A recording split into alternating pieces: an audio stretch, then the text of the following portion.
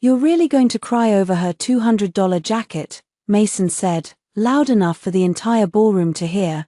Vanessa stood beside him with red wine dripping from her sleeves, and my fiancé looked at her like she was the woman he needed to protect. I looked at the cash he had thrown on the table, then at the engagement ring on my finger, and quietly opened the voice recorder on my phone, apologized to her. Mason said. The room went still. Investors watched from the bar. Board members pretended not to listen. Vanessa lowered her lashes like a wounded angel, but I saw the corner of her mouth move. She was enjoying this. I picked up the $200, folded the bills once, and placed them beside her ruined jacket.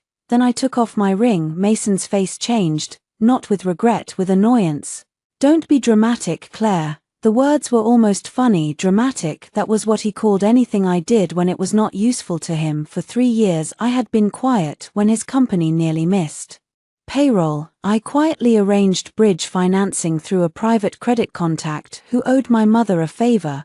When his first acquisition collapsed during diligence, I quietly rewrote the asset protection structure over a weekend while he slept on the couch and told reporters he had personally stabilized negotiations.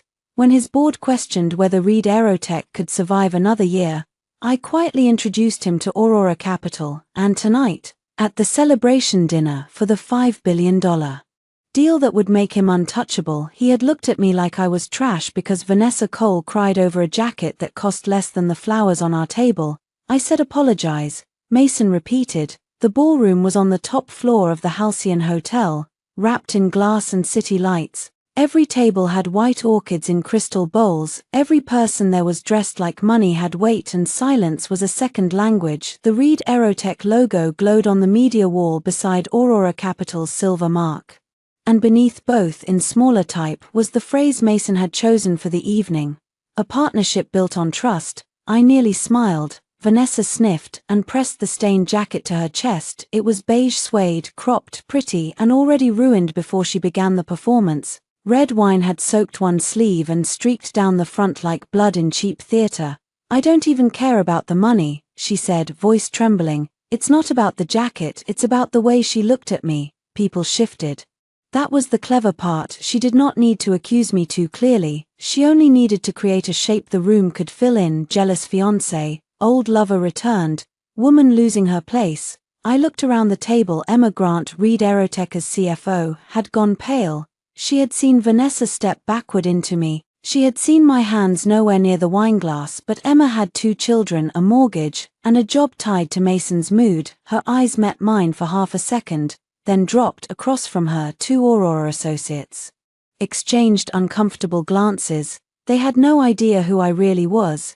To them I was Mason's quiet fiancé, the woman who attended meetings sometimes and said little because Mason did most of the talking. That was not an accident. I had allowed it, for love, I told myself, for privacy, for strategy, all beautiful names for erasure when the wrong person benefits from them. "Claire," Mason said, his voice lower now, "everyone is waiting." "I heard you." "Then do it." "Do what exactly?" His jaw tightened. He hated when I asked precise questions in public. Precision made men like Mason nervous because it gave lies edges. "Apologize to Vanessa," he said, "for ruining her jacket and embarrassing her." I looked at Vanessa. "Is that what happened?" Her eyes flicked to mine. The tears stayed perfectly balanced on her lashes. "You bumped me," she whispered. "I didn't." Her mouth trembled. Why would I lie about a jacket? A simple line, almost lazy but effective, because the jacket was cheap enough to make my defense look absurd. Who argues over $200 in a room full of billion-dollar signatures? That was the trap. If I defended myself, I looked petty. If I stayed silent, I looked guilty. If I got angry, I became exactly what she wanted Mason to see. So I did the one thing neither of them expected. I stayed calm. "Mason," I said, "do you believe I did this on purpose?" His eyes sharpened. "Don't twist this. I'm asking you a question. This is not a courtroom. No, it's a ballroom full of your investors." That landed. His nostrils flared. "Exactly, which is why you need to stop acting like this." "Like what?" "Like you own every room you walk into." A faint murmur moved through the table. I lowered my gaze for 1 second, not from shame, but because I did not want him to see the final piece of me detach. There it was, the real resentment beneath the jacket. Mason did not hate that I was weak. He hated that some part of him knew I was not. Vanessa touched his sleeve. Mason, please, it's fine, I don't want to ruin your night. His expression softened instantly. My hand closed around the ring on the table. 3 years ago, he had proposed to me on a rainy Thursday morning in our kitchen. No cameras, no flowers, just Mason in old sweatpants, nervous enough to drop the ring into his coffee.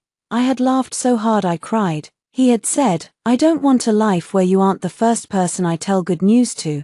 Now he had good news because I had built the road to it, and I was the last person he would protect. No, Mason said to Vanessa, still looking at me, you don't have to minimize it. Claire needs to learn that being my fiancé does not give her the right to mistreat people.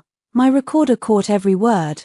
I saw Rachel Kim's name at the top of my message thread, my lawyer, my late mother's lawyer before she became mine. I had typed 3 words earlier while Mason was still reaching into his wallet, preserve all footage. I had not sent it yet. I waited. Mason, I said, think carefully. He laughed once. It was not amusement, it was contempt dressed in disbelief. Are you threatening me? No, good, because tonight is important, this deal is important. I will not have you jeopardize years of work because you can't handle Vanessa being here. Years of work. I thought of the night I sat barefoot on my apartment floor, surrounded by drafts of the Aurora asset package, while Mason drank bourbon in my kitchen and told me he was terrified Reed Aerotech would die before it became what he knew it could be. I thought of my mother's voice from years before she died. Never give a man invisible labor and call it love unless he has already proven he can see you. I had thought Mason could. That was my mistake. He turned to the room with a hard smile. I apologize for the interruption. Claire has been under stress, wedding planning, deal pressure, you know how these things can be. A few people gave polite laughs. My humiliation had become a social inconvenience. Vanessa lowered her head. Her hand remained on Mason's arm. I pressed send, preserve all footage. Then I sent another message, freeze my signature. The second message disappeared into the secure thread. Rachel did not reply immediately. She did not need to. Mason turned back to me. You should go home. That sentence finally made the room breathe again, because now they understood this was not a disagreement. This was a dismissal. I looked at him. Are you asking me to leave the dinner we planned together? You planned seating, he said. I planned the deal. Emma closed her eyes. My heart did not break loudly. There was no dramatic shatter inside me, no storm, just a clean, soundless crack like ice under pressure. Vanessa whispered, Mason, don't, she's still your fiancé. Still a temporary word. Mason reached for my hand, not gently, not lovingly. He reached for my ring. I moved my hand away before he touched me. His expression hardened. Claire. I placed the ring beside the folded cash. There, I said, now nothing about me is embarrassing you. He stared at the ring for the first time all night. Something like uncertainty crossed his face. It vanished when Vanessa inhaled sharply, as if wounded by my refusal to perform pain properly. Fine, Mason said. If this is what you want, then maybe we should stop pretending. I looked at him. Pretending what? That this still works. The words carried. A woman at the next table froze with her wineglass halfway to her lips. Mason's mother, Patricia Reed, who had been holding court near the bar, turned toward us with her pearl earrings flashing under the lights. She had never liked me. I was too quiet, too old money without being ornamental enough, too unwilling to flatter her version of Mason as a self-made miracle. Now she watched with satisfaction barely disguised as concern. Mason continued, I need someone beside me who believes in me. Not someone who competes with every woman who supports me. Vanessa's fingers tightened around his sleeve. I let my gaze drop to her ruined jacket. $200, that was the price of the mask falling. I stood. The room went quiet enough for me to hear the soft hum of the lights. I hope she was worth it, I said. Mason scoffed. Worth what? A dinner tantrum. I picked up my clutch. Ask me tomorrow. I walked away before my voice could betray anything. Not too fast, not too slow. A woman leaving with dignity must always consider pace because spectators love to call pain instability if it moves too sharply. Behind me, Mason said, let her go. He meant it as command. I heard it as permission. At the elevator, Emma caught up with me. Claire, she whispered. I turned. Her face was tight with guilt. I'm sorry for what you saw or what you didn't say. She flinched. Good. I had no patience left for soft cowardice. I can send a statement, she said quickly. If you need one. I saw Vanessa move toward you. I saw the glass tilt. I studied her. Emma was not brave yet, but fear can become courage when consequences choose a side. Save your emails, I said. Her eyes widened. All of them, I added, especially the ones Mason changed after I sent draft language. She swallowed. You know, I wrote them. The elevator opened. Inside, my phone buzzed. Rachel, footage preservation notice sent. Authorization hold initiated. Do not speak to Mason alone. I stepped inside. Just before the doors closed, I saw Mason across the ballroom. Vanessa leaned into him and he put an arm around her shoulders as if comforting her. Then his phone rang. He looked at the screen. His face changed. The elevator doors closed before I could see more. In the mirrored wall, I saw myself clearly. Black dress, bare left hand, no tears. I had entered that ballroom as Mason Reed's fiancée. I left as Claire Bennett, and tomorrow everyone would learn the difference. The security office of the Halcyon Hotel was 2 floors below the ballroom, behind a plain grey door that looked like it belonged to a building with no chandeliers. I had been inside it once before, 6 months earlier, when Mason misplaced a confidential pitch deck and accused a junior analyst of stealing it. The stolen file had turned out to be in his own briefcase. I remembered how easily he had apologized to the hotel manager and how badly he had apologized to the analyst. That was Mason's pattern.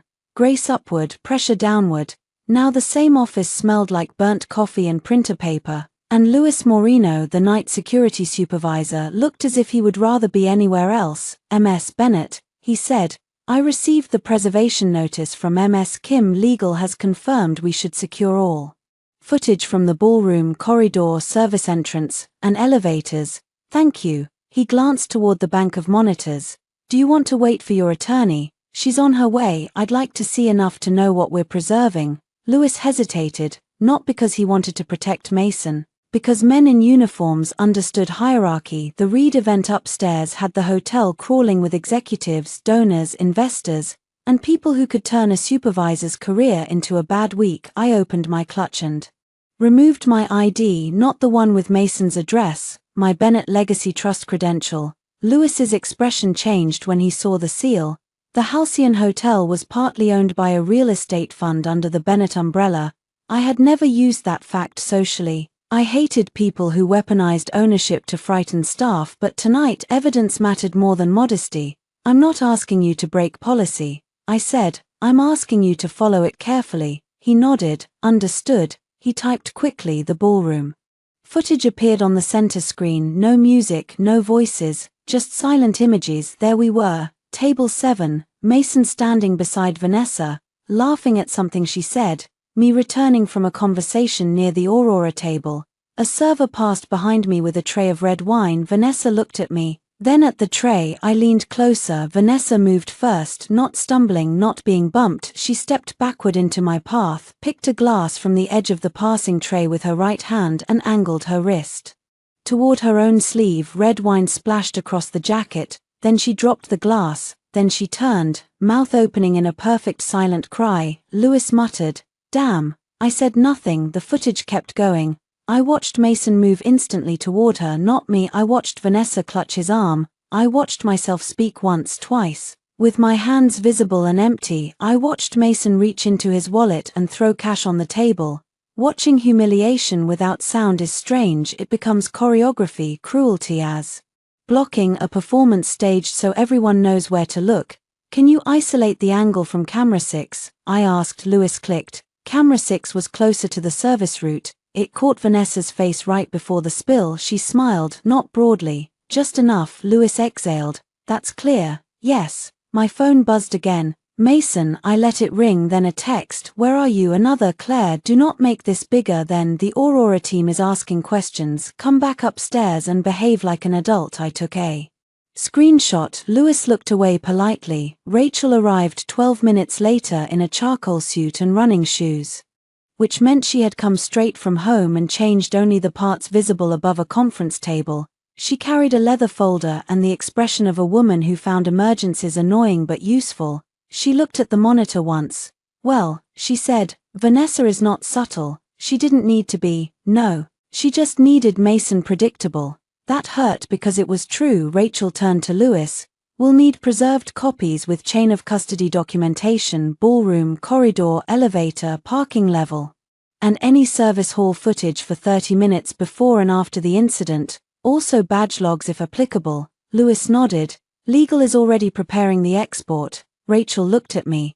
Did you speak to Mason after you left? No. Good, keep it that way. As if summoned by poor judgment, my phone rang again. Mason, Rachel held out her hand. Speaker, recorder on. I answered. Mason, where the hell are you? He snapped. Rachel raised one eyebrow. In the hotel. You need to come back upstairs, Daniel.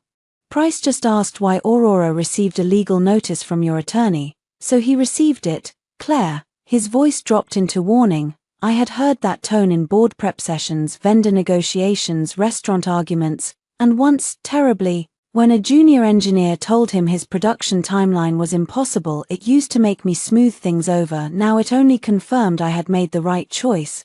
This is not a game, he said. No, it's a transaction. What does that mean? It means you should.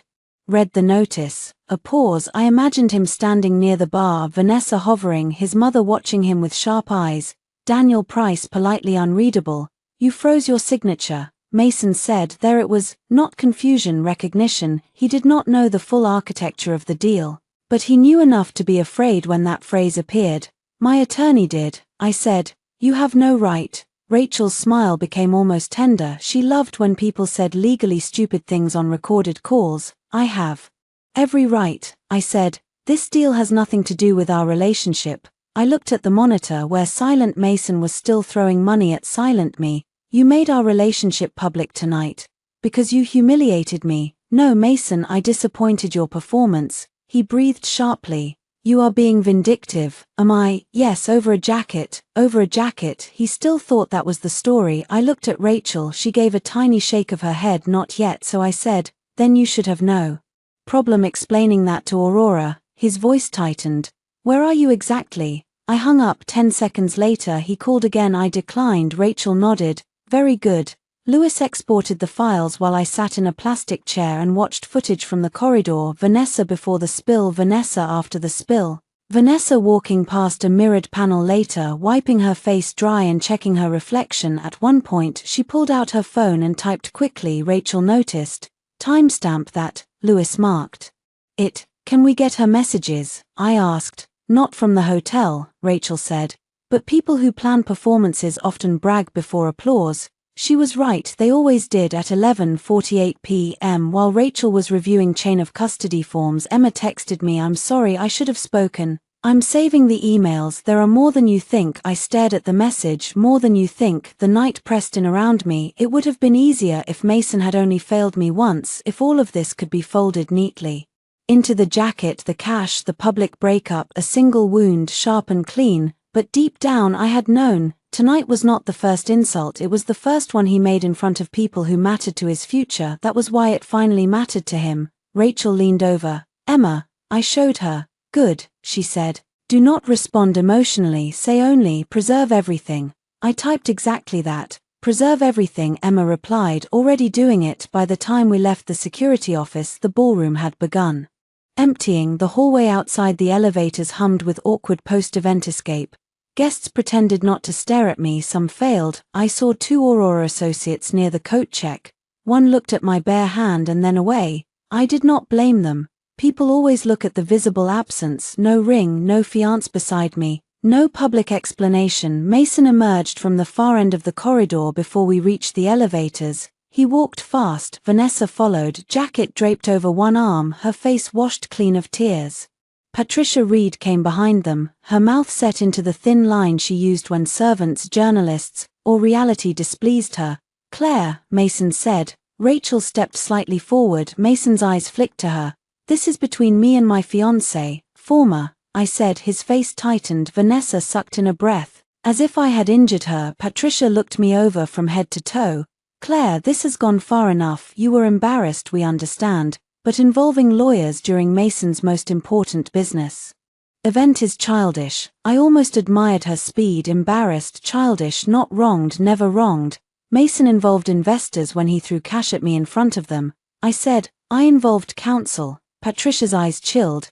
Do not take that tone with me, Rachel said. Mrs. Reed, my client is leaving. Mason ignored her. You need to reverse the hold. No, Claire, no. The second no felt better than the first. Vanessa stepped closer to him. Maybe we should all calm down. I looked at her jacket. You. First. Her cheeks flushed. Mason's anger sharpened. Do not speak to her like that. Why is she fragile? His jaw worked. I saw the answer before he said anything. Yes, Vanessa was fragile. Patricia was dignified. Mason was under pressure. Only I was expected to be reasonable enough for everyone. I don't know what you think this proves, Mason said, voice low, but Aurora will not tolerate emotional interference, neither will my board. Then tell them the truth, that you tried to sabotage a $5 billion deal because I called off our engagement. Rachel laughed softly. Mason's gaze snapped to her. She smiled. Please do put that in writing. He looked back at me. You are making a mistake. No, I said, I made one 3 years ago. Tonight I corrected it. That hit him finally, not enough to make him sorry, enough to make him want control back. He stepped closer. Claire, listen to me. Whatever you think you are doing, this will hurt you too. You are tied to me, publicly, financially, socially. If I go down, people will ask why you were standing beside me for years. I'm counting on that. For the first time, real uncertainty crossed his face. Patricia saw it and moved in. You ungrateful girl, she said quietly. My son made you visible before him. You were just another trust fund daughter hiding behind your family name. Rachel's eyes narrowed. I lifted a hand slightly to stop her. Patricia Reed wanted a fight she understood, a social fight, a status fight, a fight where she could imply I was spoiled, cold, ornamental, dependent. I refused to enter her room. Good night, Patricia. Her face went rigid. I walked toward the elevator. Mason caught the door before it closed. Claire. I looked at his hand on the metal. There was a time I loved that hand, the lean fingers, the old scar near his thumb from fixing a motorcycle in college, the way he used to tap rhythms against my knee during long flights. Now that hand was only a barrier. Move. He stared at me. You won't really do this. That was the heart of it. He had seen me hurt, he had seen me angry, he had seen me disappointed, exhausted, quiet, forgiving. He had never seen me leave with the key in my own pocket. I smiled. Watch me. His hand dropped. The elevator doors closed. Rachel stood beside me, silent until we reached the lobby. Then she said, How much do you want to burn?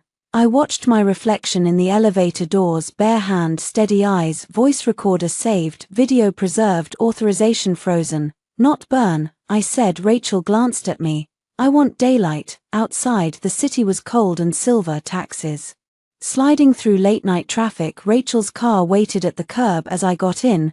My phone buzzed with an email from Daniel Price. Subject, urgent authorization hold. Claire, Aurora has received notice regarding Bennett Legacy Trust consent. We need to understand whether this is a temporary personal dispute or a material governance concern. Please advise. I looked at the word personal, then at governance. Mason thought he had ended us over a jacket. Tomorrow I would explain the difference. At 7:06 the next morning, Mason Reed discovered that $5 billion could stop moving without making a sound. No crash, no sirens, no dramatic collapse on a stock ticker. Just one red line in a transaction portal. Authorization hold. I knew because Emma sent me a photo from the Reed Aerotech boardroom before anyone at the company understood how bad it was. The image showed a wall-sized screen with the deal checklist projected in neat columns. Most boxes were green: regulatory pre-clearance, debt facility, confirmation, asset valuation update, executive retention framework, media embargo schedule. Then, near the bottom, one red status, Bennett Legacy Trust final consent, suspended pending review. Beneath Emma's photo was one sentence. He went completely silent. I sat at my kitchen island in the apartment Mason had always called too quiet, drinking coffee that had gone cold. It was 7:11 a.m. I had slept 2 hours. My engagement ring was inside an envelope on the counter, waiting for Rachel's courier. The Halcyon footage was preserved. My phone contained Mason's calls, his threats, his public humiliation, and the strange calm that had settled in me after the last elevator door closed. Rachel arrived at 7:18 with a laptop, 2 coffees, and no sympathy. Rachel believed sympathy was appropriate after the work was done. Daniel wants a call at 8, she said, placing one coffee in front of me. I know, you don't have to decide final termination today. Hold means hold, it gives us time. I'm not terminating because of heartbreak. She looked at me over the rim of her cup. Good, because heartbreak alone is expensive but not always strategic. I'm suspending because Mason proved a governance risk. Excellent sentence. Use that. I almost smiled. Rachel opened her laptop and pulled up the transaction structure. The $5 billion deal had not started as Mason's triumph, it had started as a rescue disguised as expansion. Reed Aerotech owned brilliant drone navigation technology, valuable defense adjacent patents and manufacturing relationships that looked impressive in investor decks.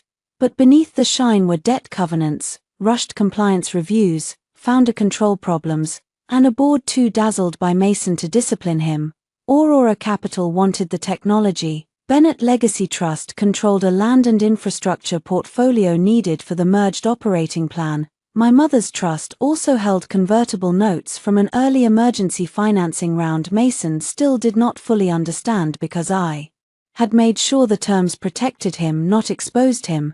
The deal required 3 things only I could give: final asset consent, patent collateral subordination, trust capital commitment. Without them, Mason had a company with momentum and no runway. At 7:32 Daniel called. Rachel put him on speaker. Claire, he said, first I'm sorry about last night.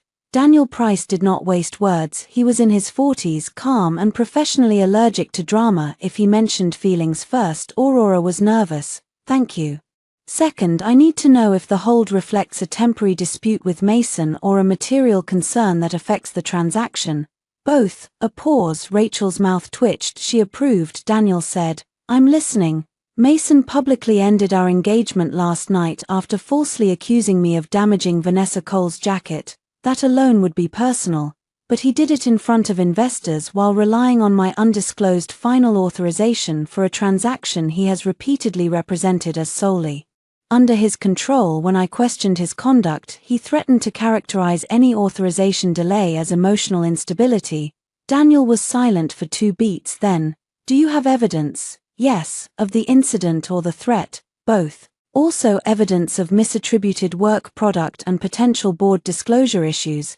This time the pause was longer. Rachel wrote on a legal pad and turned it toward me. Do not overstate, offer review, I said. Rachel can provide a preliminary evidence package under confidentiality. Daniel exhaled. I'll need to inform our internal risk committee. I expected that. Are you seeking to kill the deal? No, I'm seeking to prevent Bennett Trust assets from being tied to a founder who retaliates against a controlling authorization party when personally challenged. Rachel gave me a thumbs up. Daniel said, that is a material issue. Yes, I'll schedule a call with the Reed board at 9:30. Mason will push back. He already is. He claims you are acting emotionally. I am emotional, I said. I'm also correct. For the first time since I had known him, Daniel laughed softly. Send the package, he said. And Claire, yes, if you walk into this, walk in as yourself, not as Mason's former fiancée. After he hung up, I sat very still. As yourself. Strange how difficult that can be when you have spent years making your power comfortable for someone else. Across town, Mason was losing his. Emma's messages came in fragments. Bored asking why trust consent matters this late. Mason says it's a misunderstanding. Vanessa is here. Why is she here? Patricia just arrived. I stared at that last one. Of course Patricia arrived. Mason might be 32, founder of a company, darling of investor profiles.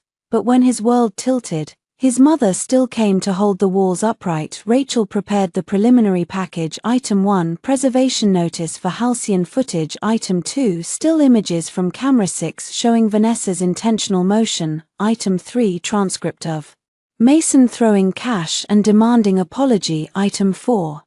Call recording from the hotel hallway, where Mason accused me of jeopardizing years of work and demanded reversal of the hold. Item 5. Emails showing Claire Bennett's involvement in transaction documents. We held back the heavier files, not because we lacked courage, but because timing is part of evidence. Too much truth at once gives liars room to call it chaos. At 9:24 Mason called. Rachel shook her head. I let it go to voicemail. At 9:25 Patricia called. I blocked the number. At 9:26 Vanessa texted. I hope you're proud of yourself. He needed this night. I screenshotted it and set the phone down. He needed this night. That was the gospel of women like Vanessa. His need sanctified everything. His ambition excused cruelty. His stress erased betrayal. His public image mattered more than my private cost. At 9:30, the board call began. Rachel and I joined from my apartment, Daniel joined from Aurora, Mason joined from Reed Aerotech headquarters with the board, Emma, outside counsel, and inexplicably Vanessa. I knew because her name appeared briefly as a participant before someone changed it to guest. Rachel saw it too. "Oh, that's deliciously stupid," she murmured. The screen opened to Mason seated at the head of the boardroom table, jaw tight, hair perfect, navy suit immaculate. He looked like a man prepared to convert panic into authority. Patricia sat behind him near the wall, not on camera at first, but visible in the reflection of the glass. Emma sat 2 chairs away from Mason, face pale but composed. Daniel began. "Thank you everyone. Aurora called this meeting because Bennett Legacy Trust has suspended final consent. Until this is resolved, we cannot proceed towards signing." Mason leaned forward.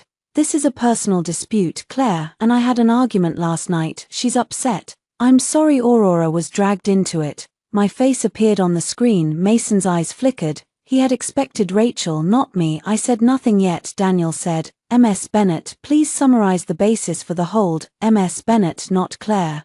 Not Mason's fiancée." Mason's jaw shifted. I looked directly into the camera. "Bennett Legacy Trust suspended consent because events last night raised concerns about Reed Aerotech's founder governance, disclosure accuracy, and retaliatory conduct toward a material authorization party." A board member named Howard Lee frowned. "Forgive me, Ms. Bennett, material authorization party." Mason interrupted. "Claire has been involved informally." Rachel smiled like a shark. I said, "No, I hold final consent. Authority for Bennett Legacy Trust's asset and capital commitments tied to this transaction." Silence, not normal silence, corporate silence, the kind where everyone is mentally reviewing every dismissive thing they have said in front of you. Howard looked at Mason. "You told us the trust consent was procedural," Mason said. "It is." Daniel spoke. "It is not." That landed harder than anything I could have said. Mason's face flushed. "Daniel, with respect, Claire is weaponizing a private breakup." I clicked share screen. Rachel had warned me not to enjoy this. I did not enjoy it, not exactly. I needed it. The first image appeared: Vanessa in camera 6 lifting the wineglass toward her own sleeve. A small gasp came through someone's microphone. Vanessa's voice off camera said, "That angle is misleading."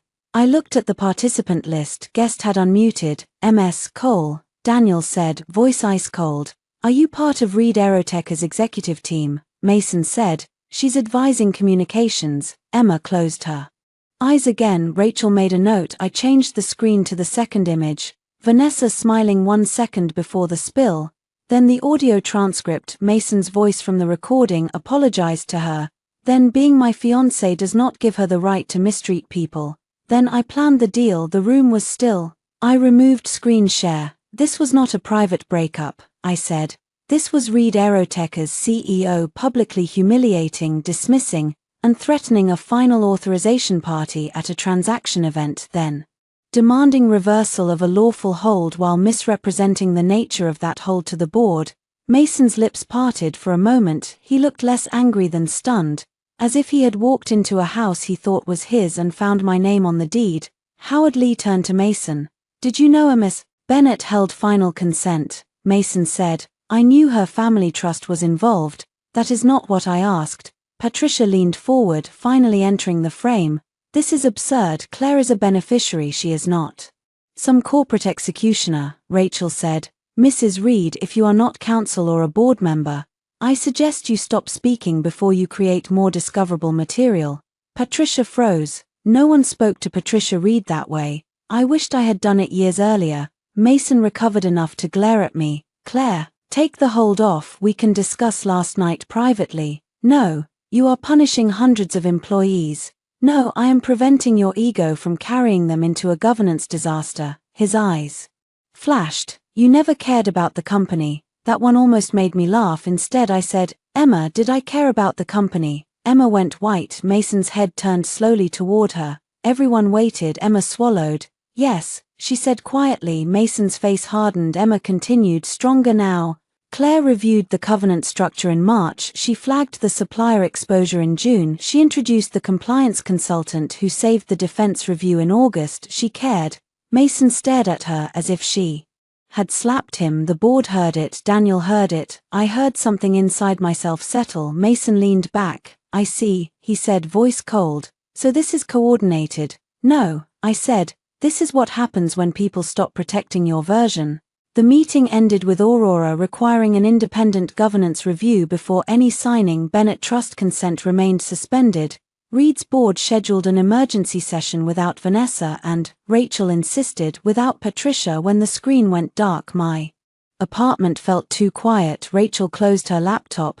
That was strong. I feel sick. Also normal. My phone lit up with Mason's name, then a message. You humiliated me in front of my board. I stared at it. How strange. That men who humiliate you in public always recognize humiliation so clearly when it comes home. I typed one sentence. No, Mason, I corrected you in front of witnesses. Then I turned off my phone. For 1 full minute I let myself shake, not from fear, from withdrawal. Loving Mason had been a habit, protecting him had been a reflex. My body still wanted to explain, soften, soothe, make him understand I was not trying to destroy him. But understanding had never been the requirement for respect.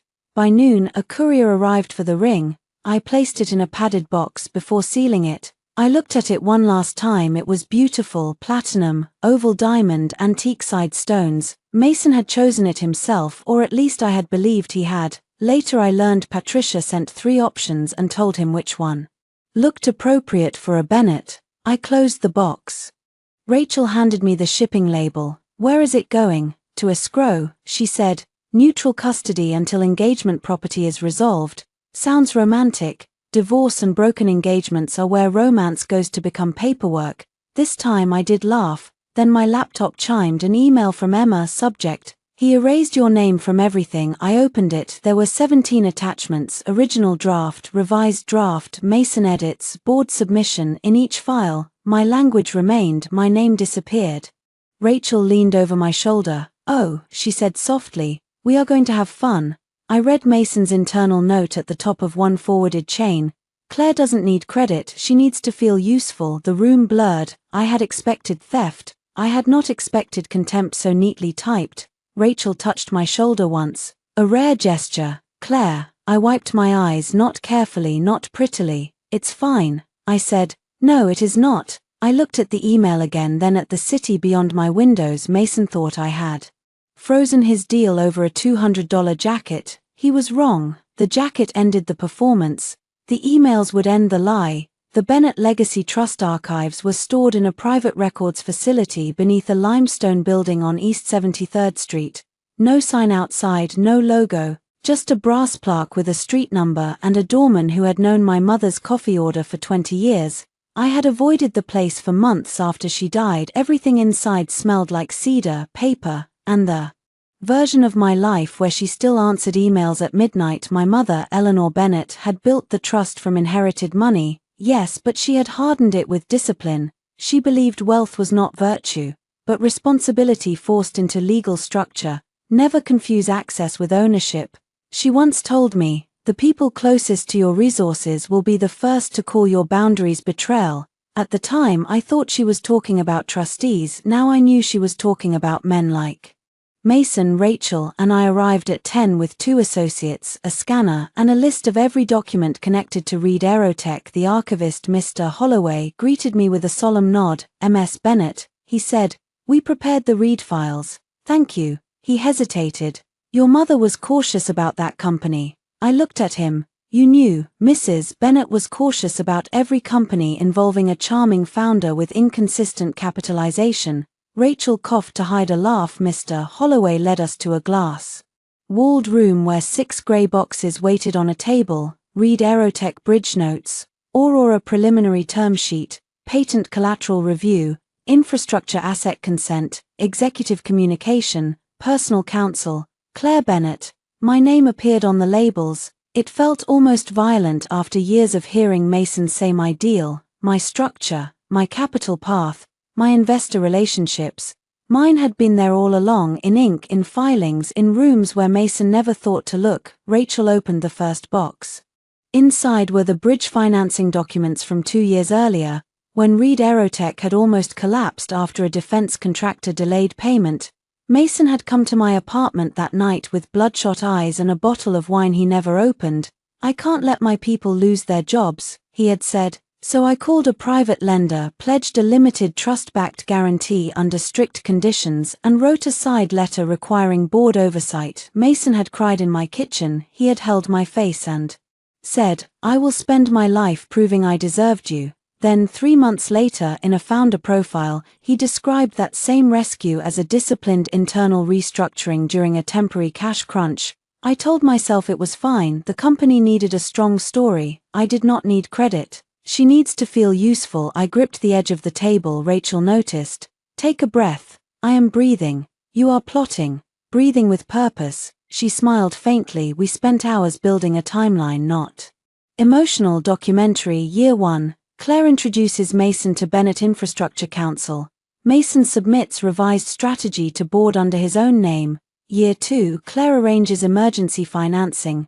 Mason describes it publicly as founder-led discipline. Year 2 later. Claire identifies regulatory problem. Mason credits Vanessa's new communications team for streamlining external risk messaging.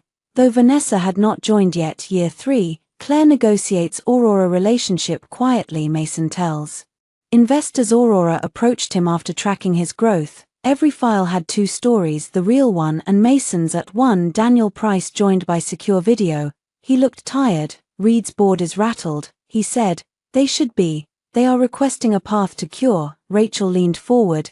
"Cure requires disclosure." Daniel nodded. "Agreed, but I need clarity." "Claire, are you willing to continue any version of this transaction if Mason remains CEO?" "No." The answer came before grief could dress it up. Daniel did not look surprised. "And if the board removes him from transaction control, I would consider a governance restructure." Rachel looked at me sharply, but I held up a hand. "Consider," I repeated, "not promise." Daniel's mouth curved. "Understood."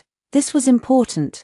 I did not want to destroy Reed Aerotech for the sake of spectacle. There were engineers, designers, factory workers, compliance staff, people whose livelihoods had nothing to do with Mason's cruelty. I did not owe Mason a company, but I also did not need innocent employees as collateral damage to prove I had power.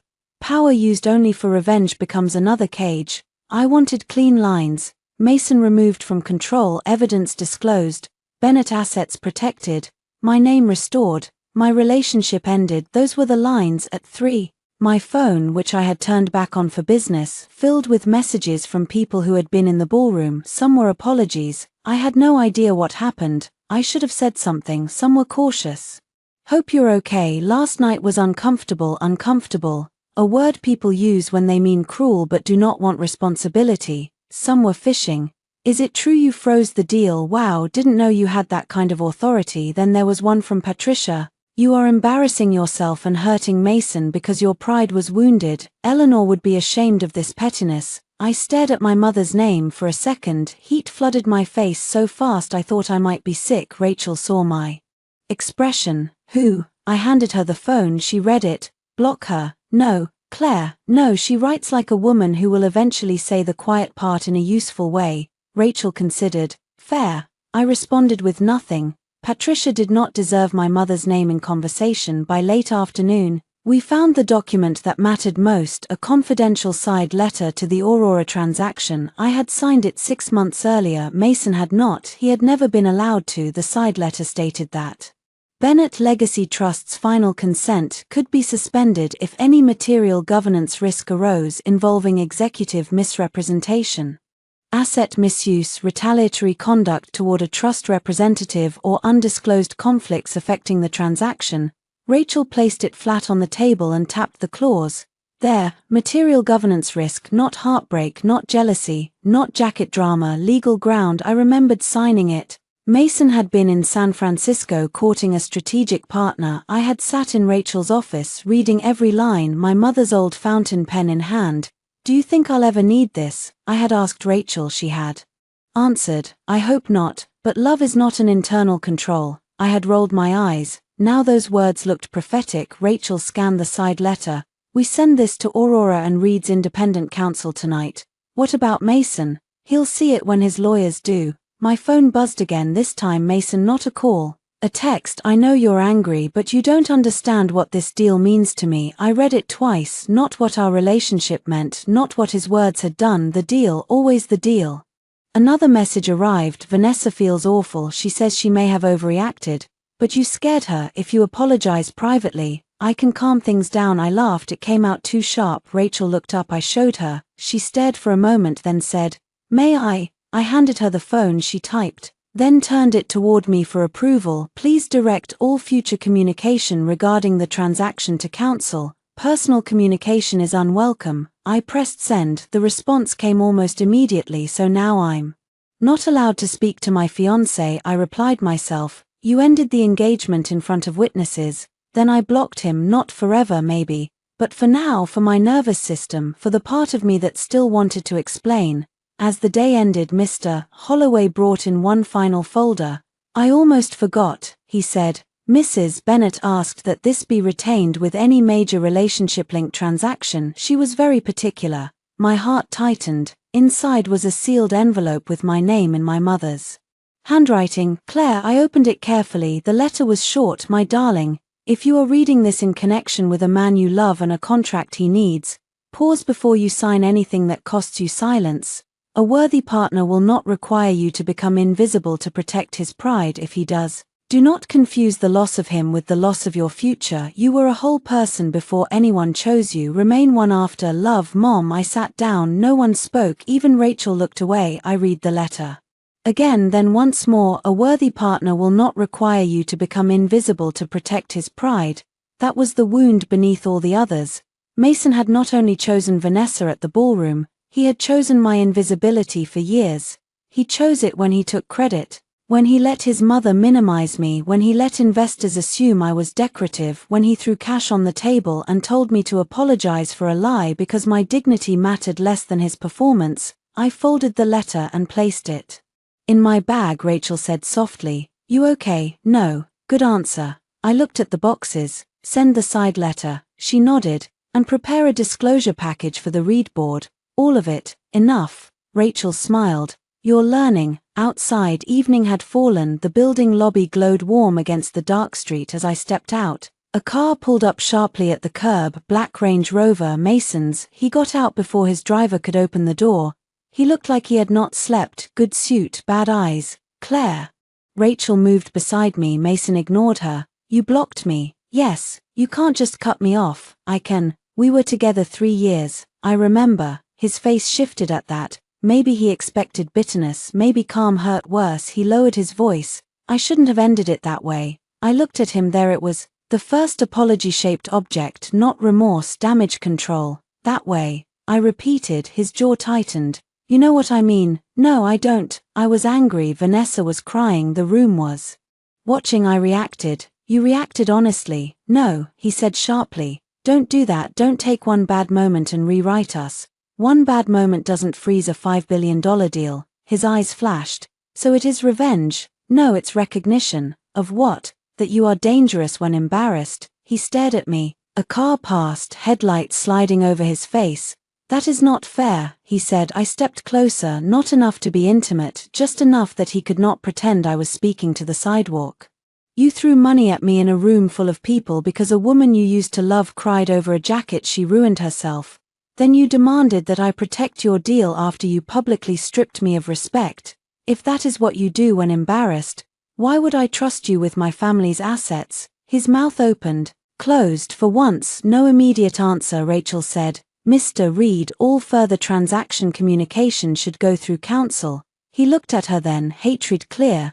"This is between us." I shook my head. "That is what you never understood. The moment you built your company on my invisible work, there was no clean line between us and business. You blurred it when it benefited you. I'm drawing it now because it protects me." He took that like a blow. "Good. Some truth should bruise." I moved toward Rachel's car. Mason called after me. "You think they care about you, Aurora, the board, they care about the money." I turned back. "And you?" He said nothing. That was his answer. I got into the car as Rachel's driver pulled away. Mason stood on the curb beneath a street lamp, hands at his sides, staring after the woman he had thought would always turn around. I did not, Vanessa Cole cried beautifully online. That was my first thought when Rachel sent me the post. It appeared at 8:12 the next morning on an account that usually featured curated outfits, soft launch restaurant dates, and inspirational captions stolen from women who had actually suffered. The photo showed Vanessa sitting on a cream sofa wrapped in the ruined beige jacket. Her hair was loose, her makeup was minimal in the expensive way, her eyes were red enough to suggest tears but not swollen enough to disturb symmetry. The caption read, "I never wanted to speak publicly about a private hurt, but last night I learned how cruel powerful people can be when they feel threatened. It was never about a jacket, it was about being reminded that some women believe money gives them permission to humiliate anyone they see as beneath them. I hope someday kindness wins." She did not name me, she did not need to. Within an hour, anonymous gossip accounts had filled in the blanks. Heiress fiancé allegedly attacks CEO's ex at $5B deal party. Old money jealousy explodes over public reunion. Sources say Claire Bennett froze fiancé's deal after jacket incident. By 10, my name was trending in circles I had spent years avoiding. I sat in Rachel's conference room watching strangers decide who I was: spoiled, cold, jealous, powerful, pathetic, a trust fund bully, a woman scorned, a rich girl who could not handle competition. Rachel placed a cup of tea in front of me. "Do not read comments." "I'm not. You are literally reading comments. I'm observing narrative formation. You are doom scrolling with illegal vocabulary." I set the phone down. "She's good at manipulation, yes. At choosing the battlefield." Rachel nodded. "She picked morality, not facts. That's why we don't respond with emotion, we respond with evidence when timing serves us." I hated that she was right. My fingers itched to post the footage to show the exact angle where Vanessa tipped the glass toward her own sleeve to let the world watch her tiny smile before the performance. But evidence released too early becomes content, evidence released at the right time becomes consequence. "Do we know who leaked the deal hold?" I asked. "Not yet. But Vanessa's caption mentions powerful people and private hurt. She knew enough to frame you before the business press did." Mason, maybe, or Patricia.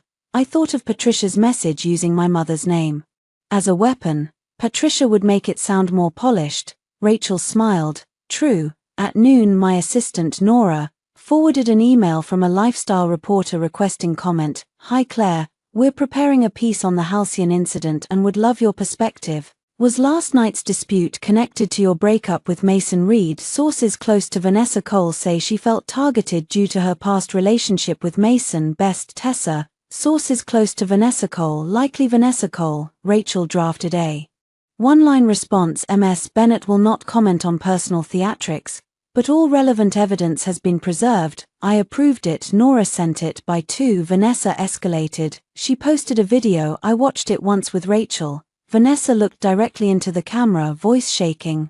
"I don't want anyone attacking Claire. I know she's hurting. Mason and I have history, but I respected their relationship. I never wanted to be part of this. I just wish women didn't tear each other down over men." Rachel paused the video. "Classic," she says while tearing me down over a man.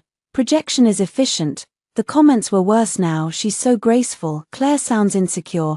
"Imagine freezing a whole deal because your fiancé has a pretty ex." I stood and walked to the window. New York moved below like nothing had changed. Cars, umbrellas, delivery bikes, office workers eating salads too quickly. People survived their own private humiliations every day while traffic continued. That was comforting and insulting at the same time. My phone buzzed. "Emma, she's here." Vanessa. Mason brought her into the comms meeting. A second message. "They're planning to say you misunderstood the jacket incident because you were upset about the breakup." A third. "I can't take photos, too many people watching." I typed, "Do not risk your job. Preserve what you legally can. Write down date, time, attendees, exact words." Emma replied, "Already doing it." Rachel read over my shoulder. "She's getting braver. She's afraid Mason will destroy the company." Fear often outruns loyalty. At 3, a new email arrived from an unknown address. Subject: "You didn't get this from me." Attached were screenshots. Vanessa's group chat. The contact names were partially hidden, but Vanessa's number was visible. Her messages were not subtle. "Tomorrow night is the night." If I can make him choose me in front of everyone, she's done. $200 is cheap if it gets me the ring. She won't fight back. Girls like Claire care too much about looking classy. Then after the gala he did it. He actually dumped her. I almost laughed when she took off the ring. I read that line 3 times. Rachel leaned in. Forward it to forensics. I did. Do we know the sender? I asked. Not yet. Former friend, someone in Vanessa's circle who wants distance before the blast radius expands. I looked at the screenshots again. She won't fight back. The irony was almost generous. At 4, Lewis from the Halcyon called Rachel. She put him on speaker. I remembered something, he said. One of the servers mentioned Ms. Cole in the service hall before the spill. I asked him to write it down if he was comfortable. Name? Rachel asked. Marco Ellis. He's nervous. I'll speak with him gently. Lewis cleared his throat. He said he heard Ms. Cole on the phone near the staff corridor. She said, "A jacket is cheaper than a wedding." Rachel's eyes brightened. I closed mine. Vanessa had not planned a scene. She had planned an exit. Mine. By evening, Mason's side made its move. His official account posted a statement. Last night, a private matter involving my former fiancée, Claire Bennett, and a valued member of our communications advisory team, Vanessa Cole, unfortunately occurred during a business event. Emotions ran high. I ask everyone to respect the privacy of those involved as we work toward resolution and keep our focus on Reed Aerotech employees and future. Former fiancé, valued member. Emotions ran high. No lie direct enough to sue easily, no truth strong enough to matter. He was learning from Patricia. A minute later, Mason texted me from a new number. I did not want to post that. The board demanded something. Call me then. Vanessa is getting attacked too. This has gone too far. Then if you release anything, you'll look vindictive. Let me fix this quietly. I showed Rachel. She snorted. Fix means bury. I know. Another message came. Claire, don't make me say things publicly that I can't take back. Rachel's expression changed. There it is. Threat. Close enough to preserve. I replied before she could stop me. Say what you believe is true. Mason. The typing bubble appeared, disappeared, appeared again. Then, you've been unstable since the engagement. Pressure started. Everyone saw it last night. My breath caught. Not because I believed him, because I recognized the strategy. Make the woman emotional. Make her unreliable. Make her reaction the story. Rachel held out her hand. Phone. I gave it to her. She saved screenshots, exported the thread, forwarded it to secure storage and handed it back. Now we wait. For what? For him to say it to someone with a duty to care. That happened faster than expected. At 7:40 p.m. Emma sent an audio file. I stared at it. Then a text followed. New York is one-party consent. I checked. He said this in my office with me present. I'm scared, but you need it. Rachel whispered. Emma, you beautiful terrified genius. We played the file. Mason's voice came through first, tense and low. Claire is unstable. Use that word carefully, but make sure the board understands it. She has emotional leverage because of the engagement. If she keeps interfering, we frame this as a personal vendetta. Emma's voice, calm but shaky. Mason, she is the final authorization holder. Calling her unstable without basis creates risk. Vanessa's voice cut in. She threw away a 3-year engagement over my jacket. What else do you call that? Mason said. Exactly. Then Patricia, unmistakable. Men build, women like Claire punish when they are no longer worshipped. The board needs to see her clearly. I stood very still. The room went cold around me. Rachel stopped the recording. Claire. I sat down slowly, not because I was weak, because rage needs somewhere to live and my legs were not available for that much force. They're going to make me crazy. They're going to try. My mother warned me. Rachel's face softened. I know. I looked at the muted screen where Vanessa's video was still paused, her face arranged into fragile innocence. For years I had thought silence protected dignity, but silence also leaves empty rooms for liars to decorate. No more waiting, I said. Rachel studied me. We released the jacket footage. She asked. Not online. Then where? At the investor review. Her smile was slow, public enough to matter, controlled enough to land. Yes, and the group chat. Hold it until Vanessa lies again. She will, I know. The next morning, Reed's board scheduled an investor clarification meeting for Monday. Mason's team wanted to calm concerns. Vanessa planned to attend as communications advisor. Aurora would send Daniel.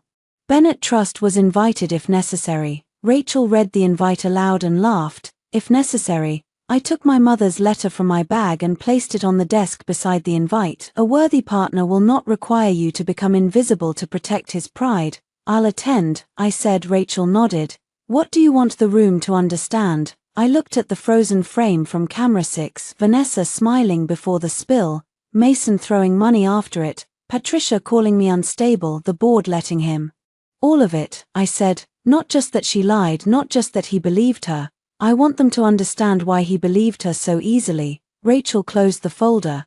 Then Monday becomes the turn. That night I went home alone. My apartment was still too quiet, but it no longer felt empty, it felt uninvaded. I walked to the closet and took out the dress I had planned to wear to the signing ceremony as Mason's fiancée, pale blue silk, soft, supportive, designed not to draw attention from him. I looked at it for a long time, then I put it back. On Monday I would not dress like someone standing beside Mason, I would dress like someone sitting across from him.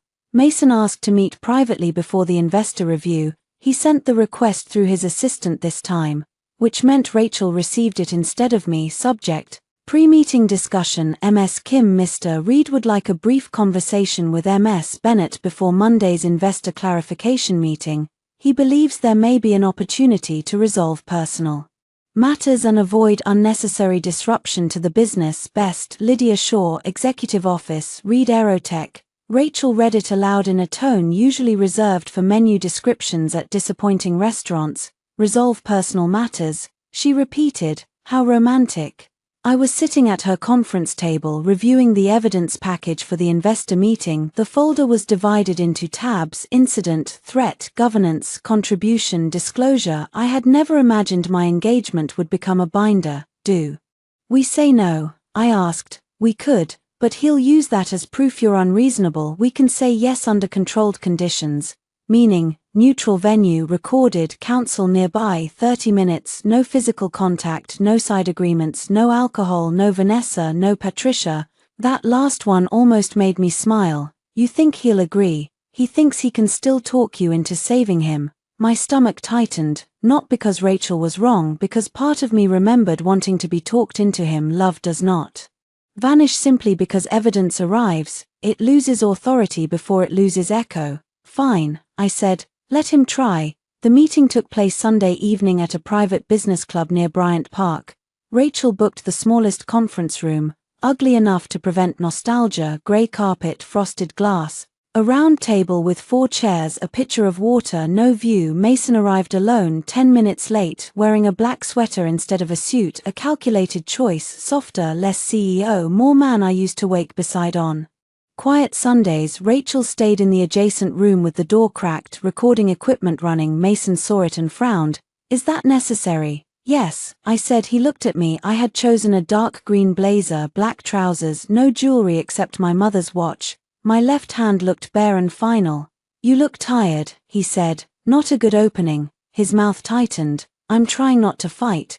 Then don't. He sat across from me for a moment. Neither of us spoke. The silence brought back too much morning coffee, airport lounges, his head in my lap after bad board calls. The night he called me from a factory floor in Ohio, voice shaking because the first prototype had flown. I had loved him. That was the worst evidence against him. Not that he fooled a woman who was careless, that he wounded someone who had seen his fear and stayed. Mason leaned forward. I handled the other night badly. I said nothing. I was angry. Vanessa was upset. The timing was impossible. The timing, the deal, the room, everything.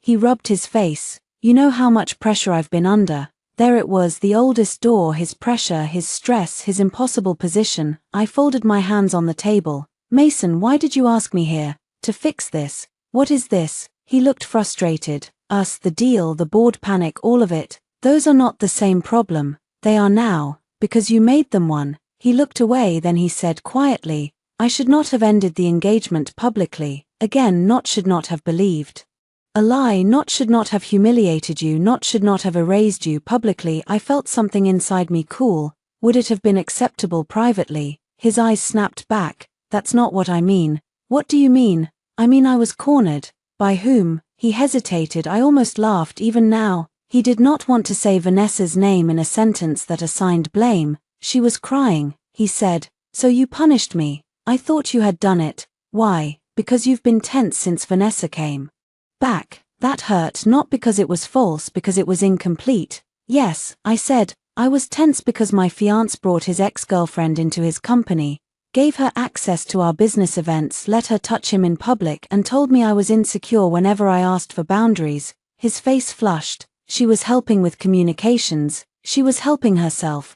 That's unfair. No, what's unfair is that you never asked what happened. You looked at her tears and my silence and chose the story that made you feel most needed. His jaw tightened for a second. I saw anger rise, then he swallowed it. He was trying not to understand, to win. Claire, he said, voice softening. You know me. I did. You know I'm not a monster. I never said you were. Then why are you treating me like one? I leaned back. That question mattered because men like Mason believed harm had to look monstrous to count. If they were stressed, scared, misled, under pressure, then cruelty became understandable, and understandable somehow became forgivable. I am treating you like a risk, I said. He flinched. That's worse. For the deal, yes. For us. There is no us. His face changed, not dramatically, just enough, a crack behind the eyes. You don't mean that. I do. We had one awful night. No, we had 3 years of me making myself smaller so you could feel self-made. He stood abruptly, chair scraping. Rachel's shadow shifted behind the frosted glass. I did not move. Mason paced once to the wall, then back. That is not true. Then why did you remove my name from the Aurora structure drafts? He froze. Good. I don't know what Emma sent you, he said. Enough. She doesn't understand the context. Explain it. He looked at the table. Those documents were going to the board. I needed them to trust my leadership. So you took my work. I adapted it. You erased me. You said you didn't want the spotlight. I didn't want cameras. I never consented to theft. He braced both hands on the table and leaned toward me. His voice dropped. Do you want me to say it? Fine. Yes, I used your drafts. Yes, I should have credited you, but you never cared before. I stared at him. There it was, the ugliest defense. You let me. I cared. I said, I just loved you more than I defended myself. His face shifted again, this time maybe shame, maybe fear, maybe the first blurry edge of recognition. He sat down slowly. I didn't know you felt that way. You didn't ask, because you always seemed fine. I was useful. You confused the two. Silence. He looked at my bare hand. Where's the ring? With counsel. His throat moved. Claire, no, you don't even know what I was going to say. Yes, I do. His eyes filled with frustration. I am trying to apologize. No, you're trying to reduce the cost. That landed hard. He looked almost wounded. How can you say that? Because you did not ask for this meeting after you threw cash at me. You asked after the hold hit the deal. He opened his mouth, closed it. I nodded once. There it is. His voice roughened. The deal matters, Claire. I know, that's why I protected it from you. He laughed once, bitter. You sound like Daniel. I sound like myself. No, this isn't you. You were never this cold. Cold, another familiar word. When a woman stops absorbing heat for everyone else, people accuse her of becoming ice. I stood. The meeting was over. Mason stood too. Wait. No. He moved toward the door before I could reach it, not blocking exactly but close enough. Mason, I said. He stepped back immediately. At least some instinct still worked. I'm sorry, he said. The words were finally naked. No framing, no timing, no pressure. For 1 second the room softened, then he continued. But if you go into that meeting tomorrow and present all of this, Reed might not survive. Employees will lose jobs, people with families, people who trusted me. Is that what you want on your conscience? And there it was, the pivot from apology to burden. I looked at him for a long moment. You built a company where its survival depends on the silence of a woman you humiliated. That is not my conscience, Mason, it's your structure. He looked stunned. I opened the door. Rachel was standing there, phone in hand, recording still active. Mason saw her and went pale. You recorded everything, Rachel said. You were informed before the meeting. His eyes turned to me. You set me up. No, I said. You spoke. I left him in the room outside. Rachel and I walked down the club's narrow hall toward the elevators. She glanced at me. You okay? No. Want to cancel tomorrow? No. The elevator doors opened. Inside, I finally let my shoulders drop. Rachel pressed the lobby button. He gave us what we needed, she said. The employee guilt, the threat pattern, the admission about removing your name, the framing, the attempt to tie your silence to company survival. I closed my eyes. I hate that evidence always comes with pain first. Rachel's voice softened. That's why people avoid collecting it. When I got home, I listened to the meeting recording. Alone, not all of it, just one part. I cared. I just loved you more than I defended myself. Hearing my own voice say it made me cry, not dramatically, quietly, for the woman who had thought endurance was loyalty, for the woman who had believed being chosen meant being seen, for the woman who folded herself into the margins of contracts, speeches, dinners, and boardrooms until a $200 jacket exposed the entire architecture of her disappearance. At midnight, Emma emailed again, subject, board packet. Claire, Mason is planning to tell the board tomorrow morning that you acted out of jealousy and that your involvement in the deal was familial courtesy.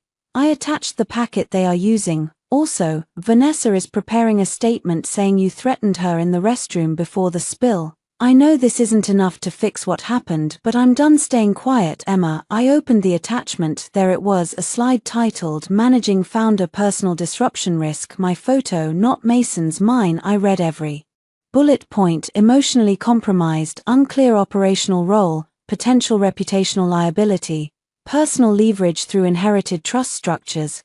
I almost admired the cruelty. They had taken my work, my money, my family's trust, my restraint, my heartbreak, and turned all of it into a risk category. Rachel answered on the first ring. I just saw, she said. Tomorrow, I told her. We show everything, all of it. I looked at the slide again. Personal leverage through inherited trust structures. No, I said, not everything, enough to make them ask what else I have. Rachel was silent for a beat, then she said, your mother would be proud. I looked at the letter on my desk. For the first time since she died. That did not make me ache, it made me stand taller. Monday morning I wore black, not funeral black, not revenge black, boardroom black, clean lines, no softness for people to mistake as apology. My mother's watch, low heels, hair pulled back, no engagement ring, no necklace Mason had given me, nothing on my body that could be traced to his taste. Rachel arrived with the disclosure binder in duplicate and a digital evidence drive sealed in a Tampa bag. You look terrifying, she said. Thank you. I meant it as praise. I took it as such. The investor clarification meeting was scheduled at Reed Aerotech headquarters, a glass tower in Hudson Yards where Mason's name appeared on the lobby directory in brushed steel.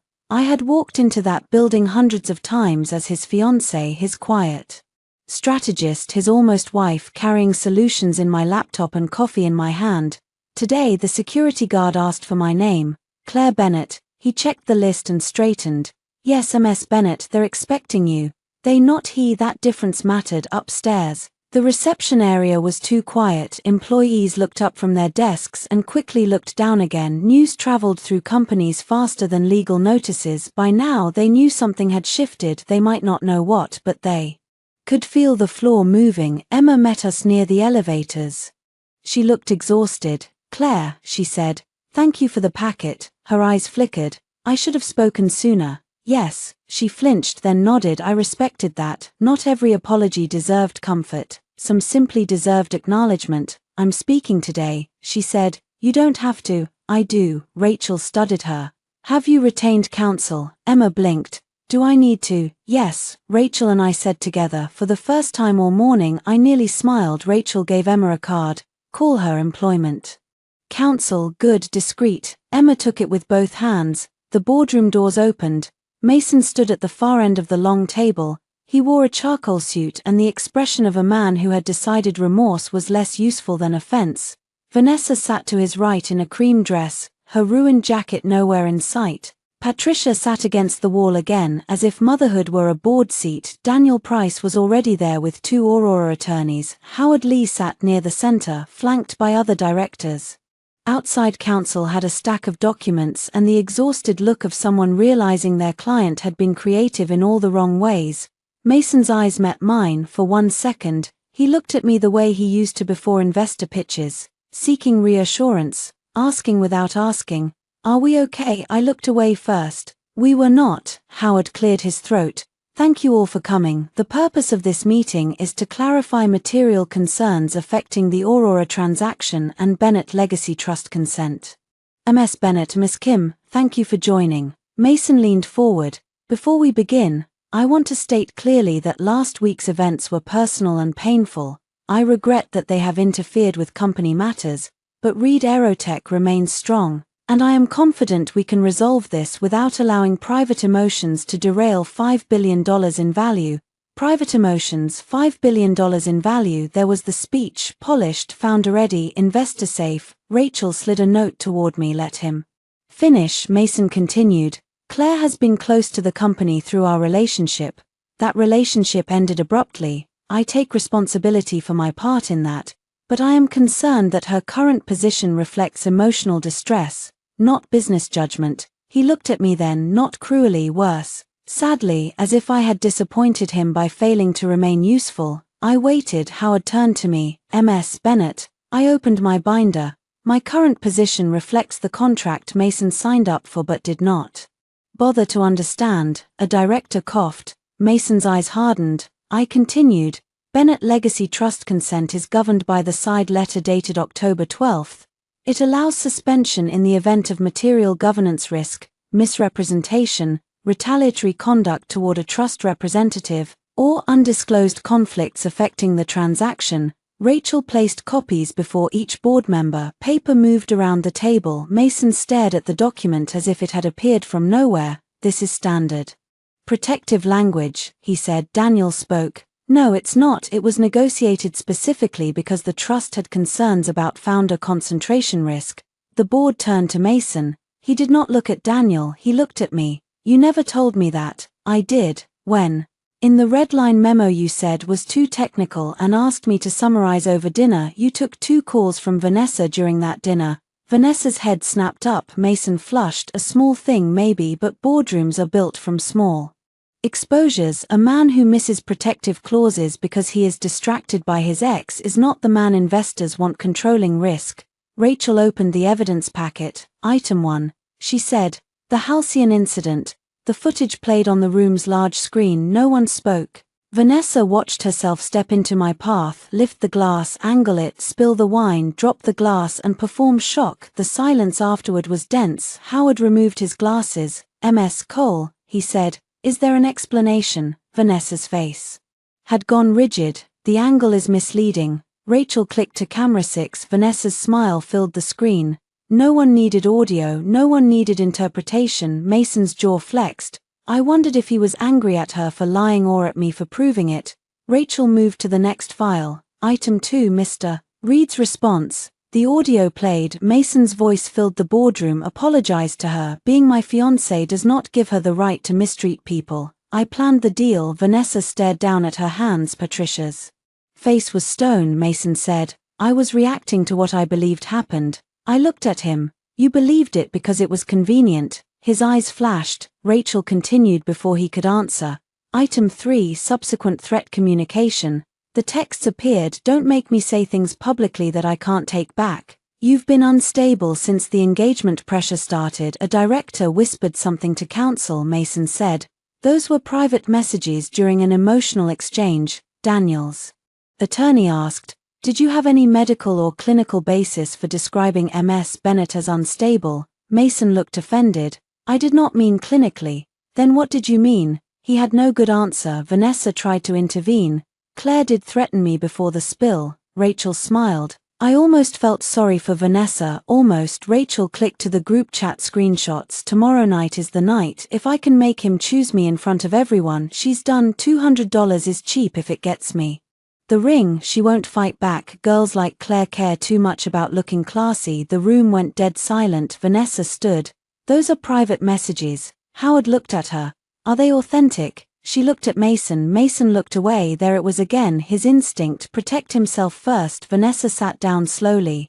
They were jokes, she whispered. No, Emma said. Everyone turned. Her voice shook, but she continued. No, they were strategy. I was in the communications meeting after the incident. Ms. Cole and Mr. Reed discussed framing Claire as emotionally compromised to protect the transaction. Mrs. Reed was present. I recorded portions of that conversation because I believed it created legal risk.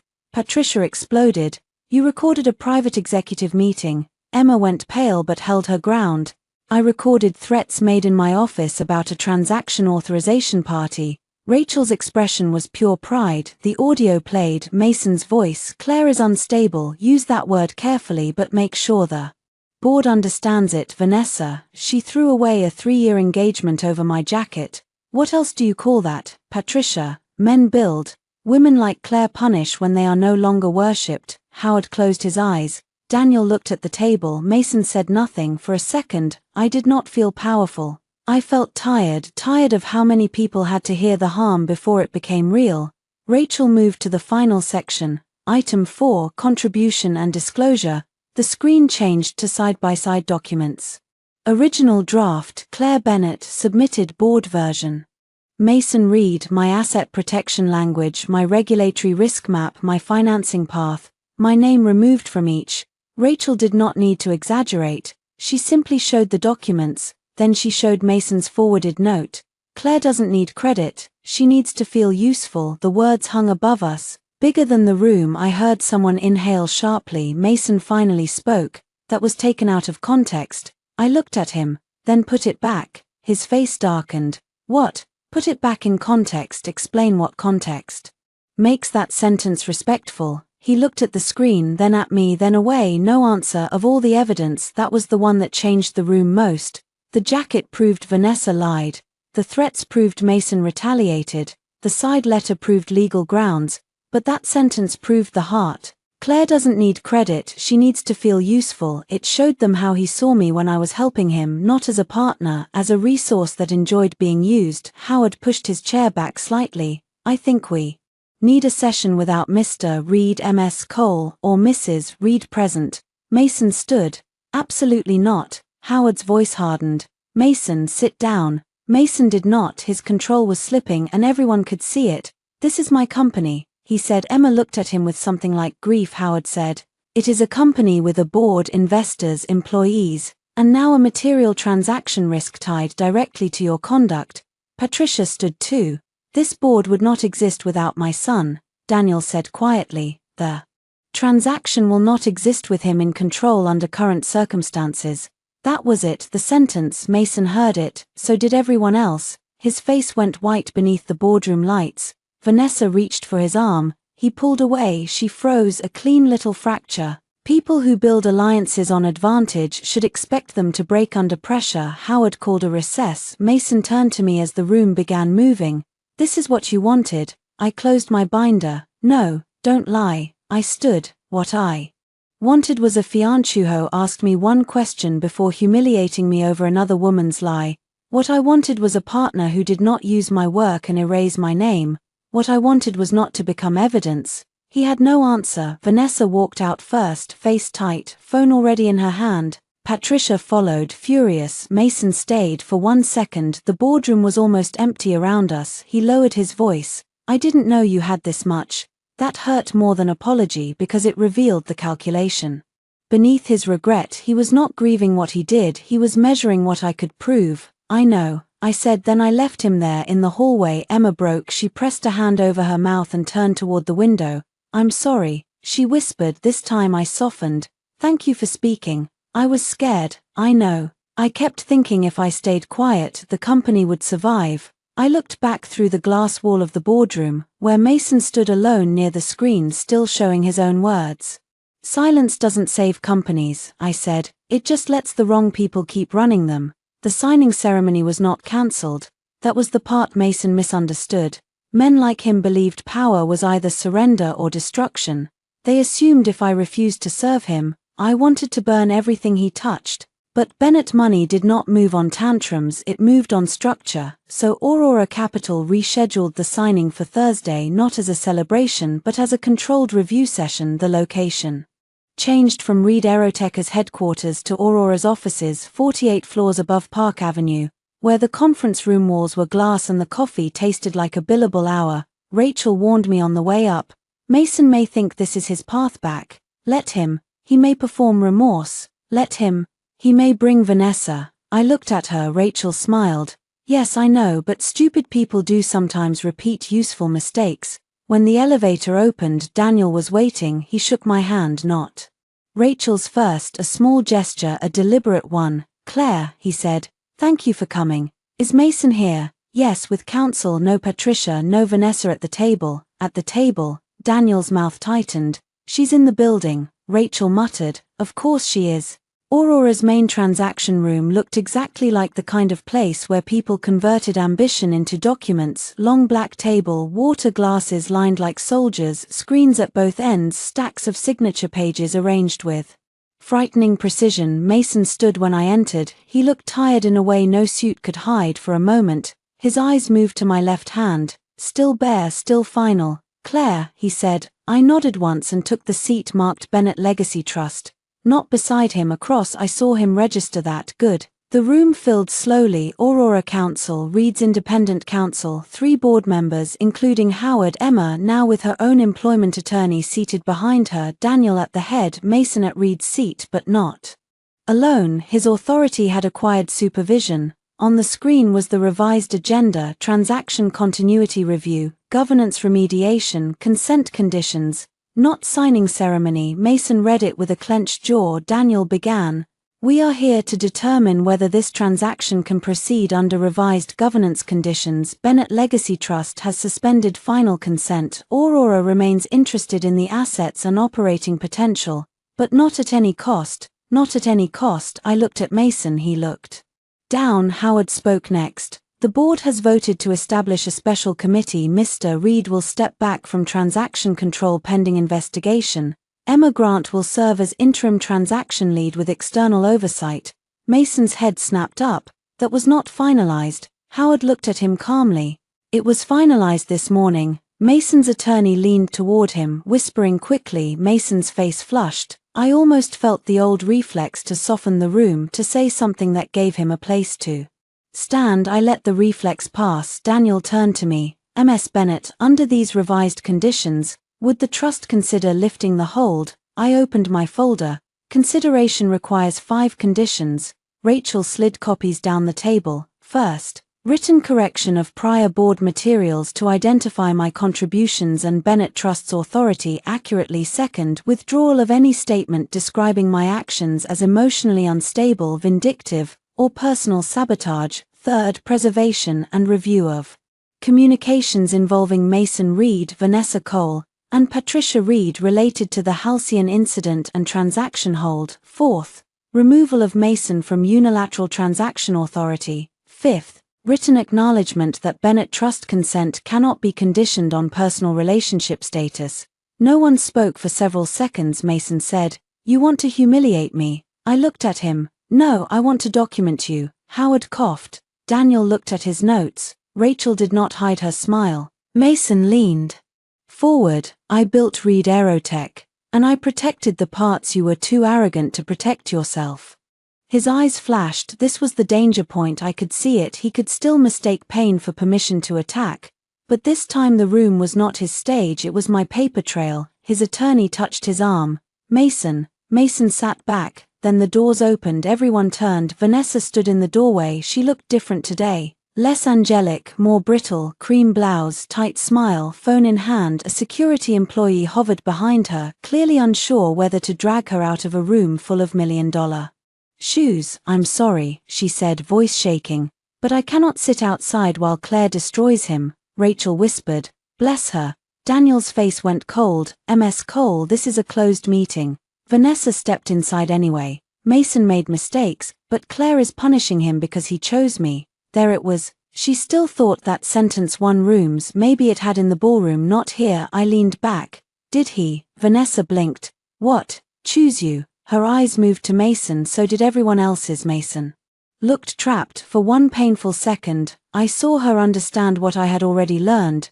Mason chose whoever protected his reflection best in the moment. At the gala, that was Vanessa. At the board meeting, he blamed her. At the signing room, he would abandon anyone if it kept him near the deal. Vanessa's mouth tightened. "Mason." He did not answer. Daniel said, "Security." Vanessa's eyes filled with real tears now, not performance fury. "You told me she was just background," she said to Mason. The room went completely silent. Mason's face changed. Rachel's pen paused. I felt the words enter me like cold water. "Just background," Vanessa continued, voice rising. "You said she didn't care about credit. You said she liked being useful. You said once the deal closed, things would be different. Mason stood. Vanessa, stop.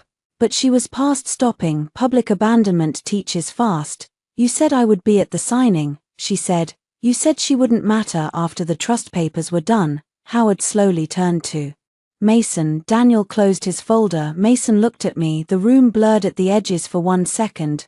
Not because I was surprised, because confirmation still hurts when you already know the truth. He had planned to use me through closing, then make Vanessa public. Maybe not immediately. Mason liked clean optics. But eventually, after my signature, after my assets, after the $5 billion headline, I looked at Vanessa. For the first time I did not see a rival. I saw another woman standing in the wreckage of a story Mason had told her because it served him. That did not make her innocent, it did make her useful. Vanessa, Rachel said gently, would you like counsel before you continue? Vanessa looked around the room. The security employee had stopped moving. Mason said, she's emotional, she shouldn't be here. Vanessa laughed. It was ugly, it was honest. There it is, she said. That's what he calls women when they stop helping. I almost smiled, not from warmth, from recognition. Daniel asked security to escort Vanessa to a separate room and offered to arrange counsel if she intended to make a statement. She went, but not before looking at Mason with pure hatred. The door closed. No one moved. Then Howard said, I think we need to suspend this session. No, I said. Every face turned to me. No. Daniel asked carefully. No, we don't need to suspend, we need to revise. Rachel looked at me, surprised but not alarmed. I continued. Mason Reed cannot remain transaction-facing, not temporarily, not symbolically. Not as founder representative. The board can choose whether Reed Aerotech has a future beyond him. Bennett Trust will not proceed under any structure that relies on his control, his personal credibility, or his undisclosed side arrangements. Mason stared at me. You can't erase me from my own company. No, I said. You did that when you made yourself the risk. His face twisted. You sound just like your mother. The room froze. He knew it was cruel. He said it because he wanted to reach the deepest place. My mother, who had warned me, my mother, whose trust he needed, my mother, whose name Patricia had already tried to weaponize. I held his gaze. Thank you. That stopped him cold. Daniel stood. Aurora will pause for 1 hour. Reed's special committee should determine whether it can meet Ms. Bennett's revised condition. The room broke into motion. Lawyers gathered documents. Board members whispered. Mason's attorney pulled him aside. Emma looked at me with something between fear and awe. Rachel leaned close. You just changed the whole deal. I know. Do you want to proceed if they remove him? I looked through the glass wall. Mason stood in the corner, speaking sharply to his attorney, while Howard and the other directors formed a separate cluster without him. Vanessa's arrival had done what my evidence could not do alone. It had shown them Mason's future pattern, not one mistake, a way of operating. Yes, I said, if the company can survive without becoming his shield. An hour became 2. I sat in a smaller conference room with Rachel, drinking water and ignoring 6 calls from unknown numbers. At one point Daniel came in. The board is divided, he said. Let me guess, founder risk versus founder value. Exactly. What does Aurora think? Daniel looked at me. Aurora wants the assets. But Aurora does not need Mason Reed as badly as Mason Reed thinks. That was the sentence that would end him. At 3:40 p.m. we returned to the transaction room. Howard looked older. Mason looked furious. His seat had changed, not at the head. Halfway down the table Howard began. The special committee has voted to remove Mr. Reed from transaction control pending independent review.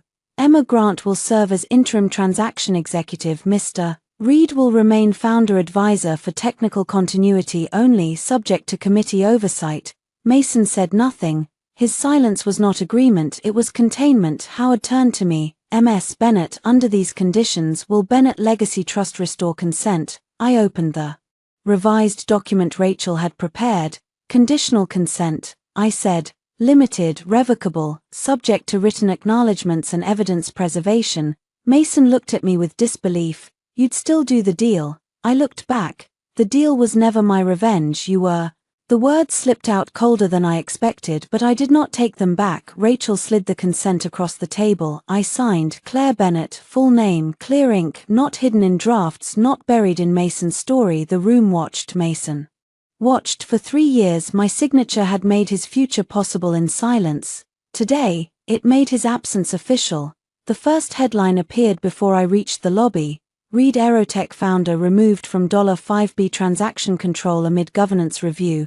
By the time Rachel and I stepped into the car, there were 6 more. None mentioned the jacket yet. They would. News loves absurd contrast. A $5 billion transaction nearly derailed by a staged $200 jacket was too tempting to stay buried for long. Rachel scrolled through alerts beside me.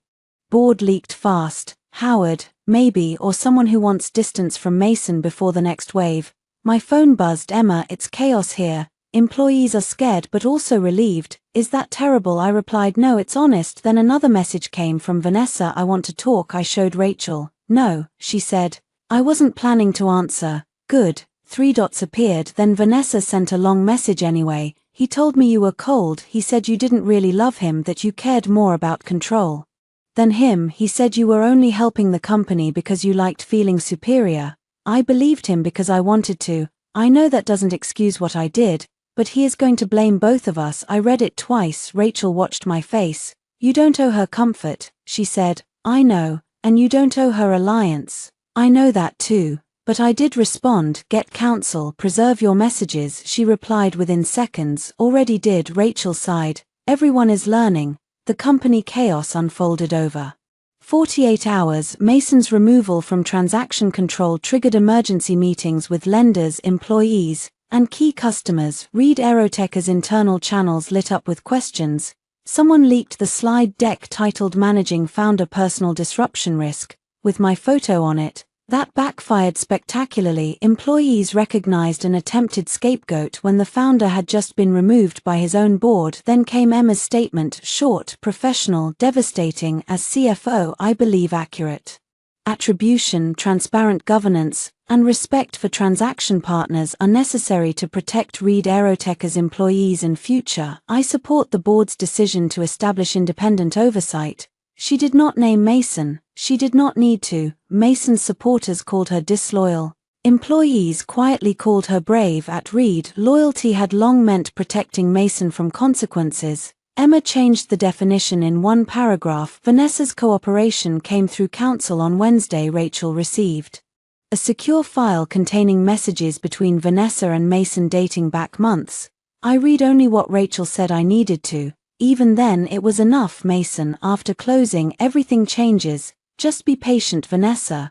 What about Claire? Mason, Claire understands arrangements better than emotions. Vanessa, that means nothing. Mason, it means she won't make a scene. She cares too much about dignity. Vanessa, and if she does, Mason, then she proves she was never the partner people thought she was. I stared at the last line. He had prepared the cage before I knew I was in one. If I stayed silent, I was dignified and useful. If I fought, I proved I had always been unstable. There was no version of me in his plan that got to be right. Rachel took the pages from my hand.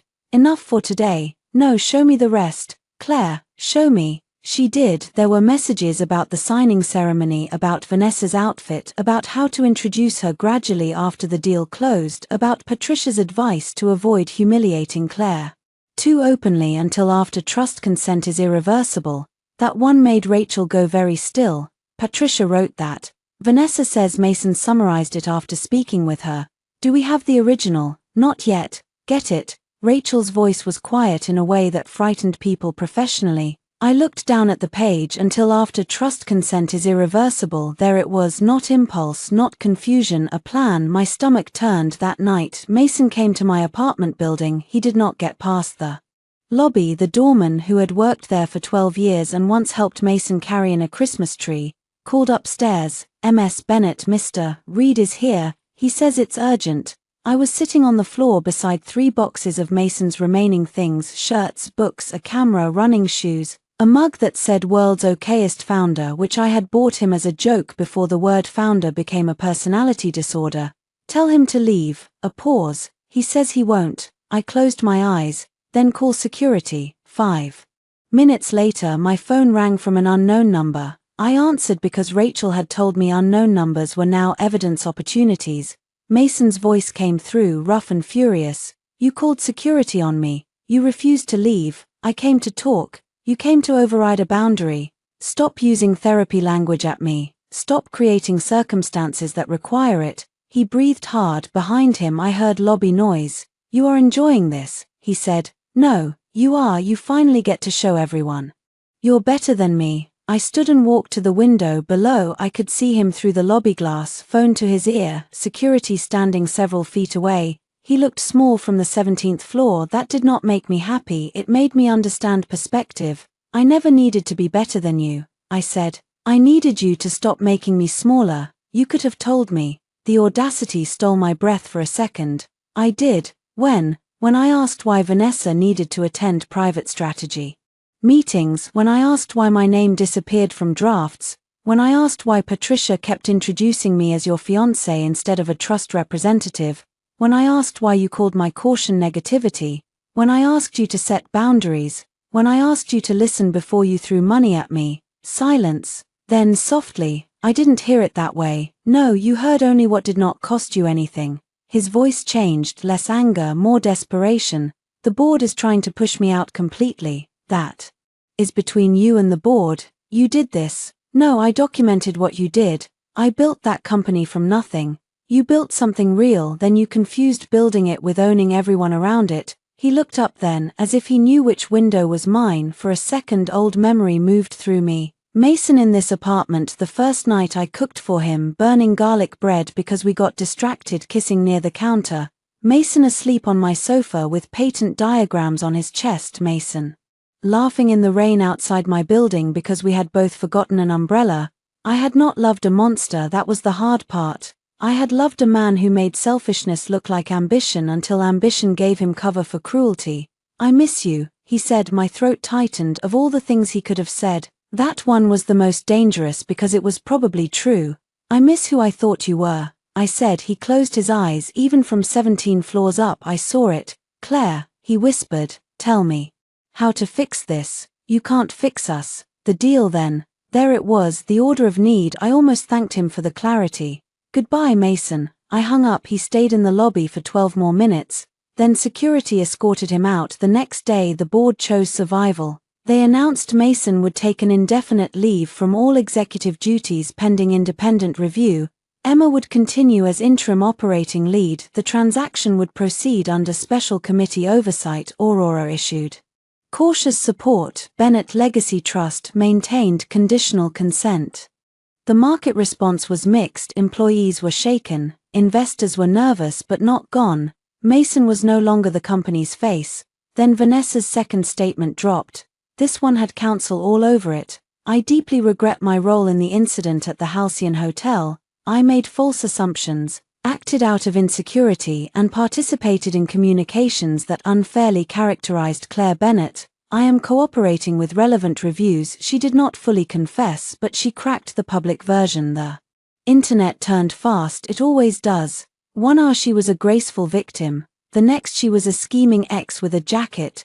Clips of the Halcyon footage leaked that evening. Not from us, at least not from me. The freeze frame of Vanessa smiling before spilling wine spread everywhere. Then came the caption that would not die. $200 jacket just cost him $5. Be thrown. I hated how catchy it was. I also understood why it worked. By Friday, reporters waited outside Reed's headquarters. One shouted at Mason as he pushed through the side entrance. Mr. Reed, did you end your engagement over a staged jacket while relying on Claire Bennett's trust? He did not answer. His silence became a clip. The clip became a headline. The headline became a question investors loved asking privately. That afternoon, Rachel received Mason's first formal settlement inquiry: broken engagement, property, defamation exposure, attribution corrections, transaction non-interference, personal no-contact terms. Rachel read the list and smiled. He wants peace. He wants quiet. Yes, that too. I looked at the boxes of Mason's things still sitting by my door. Give him his belongings through courier. All of it. I picked up the mug, world's okayest founder. For the first time in days I laughed, especially this. The investor press conference was scheduled for Tuesday at 10. By Monday night every person involved had tried to convince me not to speak. Daniel advised restraint. Rachel advised precision. Emma advised caution because employees were already terrified. Even Vanessa's attorney, indirectly through Rachel, suggested that further public escalation may harm all parties. But Mason sent the message that guaranteed I would attend. It came at 11:14 p.m. from another new number. You win, but if you go on record tomorrow, I will tell everyone you used me from the start to control Reed. I will not be the only villain in your story. Rachel was already asleep, so I forwarded it to her email and then sat on the edge of my bed in the dark. I will not be the only villain in your story. That was the closest Mason had come to admitting he knew what he was. Not sorry, just unwilling to stand alone. I did not sleep much. At dawn I got up, showered and dressed in white, not bridal white, not innocent white, clean page white. The press conference was held at Aurora's media room, not Reed's headquarters. Another quiet shift in power. Mason had wanted Reed's logo behind him. Daniel refused. The backdrop showed only a neutral transaction update banner. Governance review and transaction continuity briefing. The room was full by 9:40. Business press, tech reporters, a few gossip outlets pretending to be business press because scandal wears a suit when enough money is involved. Cameras lined the back wall. Employees watched via internal stream. Mason arrived with counsel and sat at the panel table reluctantly. He had shaved, his suit was perfect, his eyes were not. Howard sat beside him, then Emma, then Daniel. My seat was not on the first panel. That was intentional. Rachel and I waited backstage in a small green room with bad lighting and worse muffins. Remember, she said, facts, not feelings unless the feeling explains conduct. No over-talking, no speculation, no insults. I know, if they ask if you still love him, you say, I don't answer questions designed to turn governance into romance. Rachel smiled. I have never been prouder. The first 20 minutes were corporate fog. Howard announced the special committee. Daniel confirmed Aurora remained in conditional discussions. Emma outlined continuity planning. Mason read a prepared statement. I regret that personal matters have distracted from Reed Aeroteca's mission. I am cooperating fully with the board's review and remain committed to the company's technology, employees, and future. Personal matters again. I watched from backstage as he said it. Not jacket, not threats, not erased work, not planned post-consent betrayal. Personal matters. A reporter raised a hand. Mason, did you publicly end your engagement with Claire Bennett at the Halcyon event? His attorney leaned toward him, but Mason answered, there was a painful private moment that became public. Rachel whispered, strike one. Another reporter, did that moment involve Vanessa Cole falsely accusing Ms. Bennett of damaging a jacket? Mason's jaw tightened, I did not know the facts at the time. A third, did you threaten to characterize Ms. Bennett as unstable if she did not restore transaction authorization? Mason's attorney intervened. We won't address privileged or selectively presented communications. Rachel snorted, not privileged, nice try. Then Maya Collins, senior business correspondent for Northline, stood. She had sharp eyes and a voice that carried without effort. Question for the panel. Reed's board materials circulated before this review described Ms. Bennett as an unclear operational participant and potential reputational liability, yet transaction documents now show she held final consent authority and contributed to the deal structure. Who authorized the prior characterization? Silence. Not long enough, Howard said. The board is reviewing those materials. Maya did not sit. Was Mason Reed involved in preparing them? Mason leaned toward the microphone. I did not prepare every board document personally. A beautiful non-answer. Maya looked at him.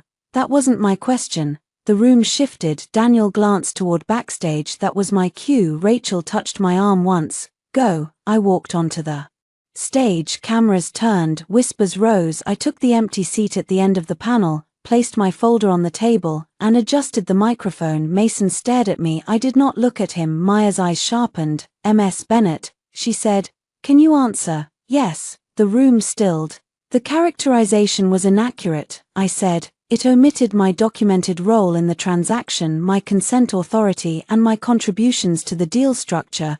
It also appeared after I lawfully suspended trust consent due to governance concerns. Maya asked, were those concerns connected to the Halcyon incident? Yes. Mason's attorney shifted. Ms. Bennett, I would caution. Rachel stood from the side of the room. My client is fully prepared to speak to evidence already provided under review. The attorney sat back. I opened my folder. For clarity, I did not suspend consent because a woman stained a jacket. I suspended consent because revengedrama's founder publicly humiliated a material transaction authorization party based on a false accusation, then attempted to pressure and discredit that party when consent was suspended. A murmur went through the room. A reporter called out, "Do you have proof the accusation was false?" Yes. The screen behind us changed, not the entire video, just 10 seconds. Vanessa stepping backward, Vanessa lifting the glass, Vanessa tilting it toward her own sleeve, Vanessa smiling. The clip froze. The room erupted, cameras clicked, reporters spoke over one another. Mason's face had gone white. Howard closed his eyes like a man who had seen it already but hated seeing it publicly. I waited. When the room quieted, I spoke again. The jacket cost $200. The issue was never the price. The issue was judgment. Mason Reed chose to believe a convenient lie because it allowed him to dismiss me publicly. When I responded through lawful contract mechanisms, he and others attempted to frame my conduct as emotional instability. The second clip played, audio only. Mason's voice, "Claire is unstable, use that word carefully but make sure the board understands it." Then Vanessa, "She threw away a 3-year engagement over my jacket, what else do you call that?" Then Patricia, "Men build, women like Claire punish when they are no longer worshipped." The room did not erupt this time, it went quiet. That was better. I looked at the reporters. I want to be very clear. Women are often called unstable when they stop being useful. They are called vindictive when they enforce contracts. They are called emotional when they refuse to absorb public disrespect quietly. I am not here to litigate my heartbreak. I am here because $5 billion in assets, employees' futures, and trust obligations cannot depend on a founder's ability to rewrite women when they inconvenience him.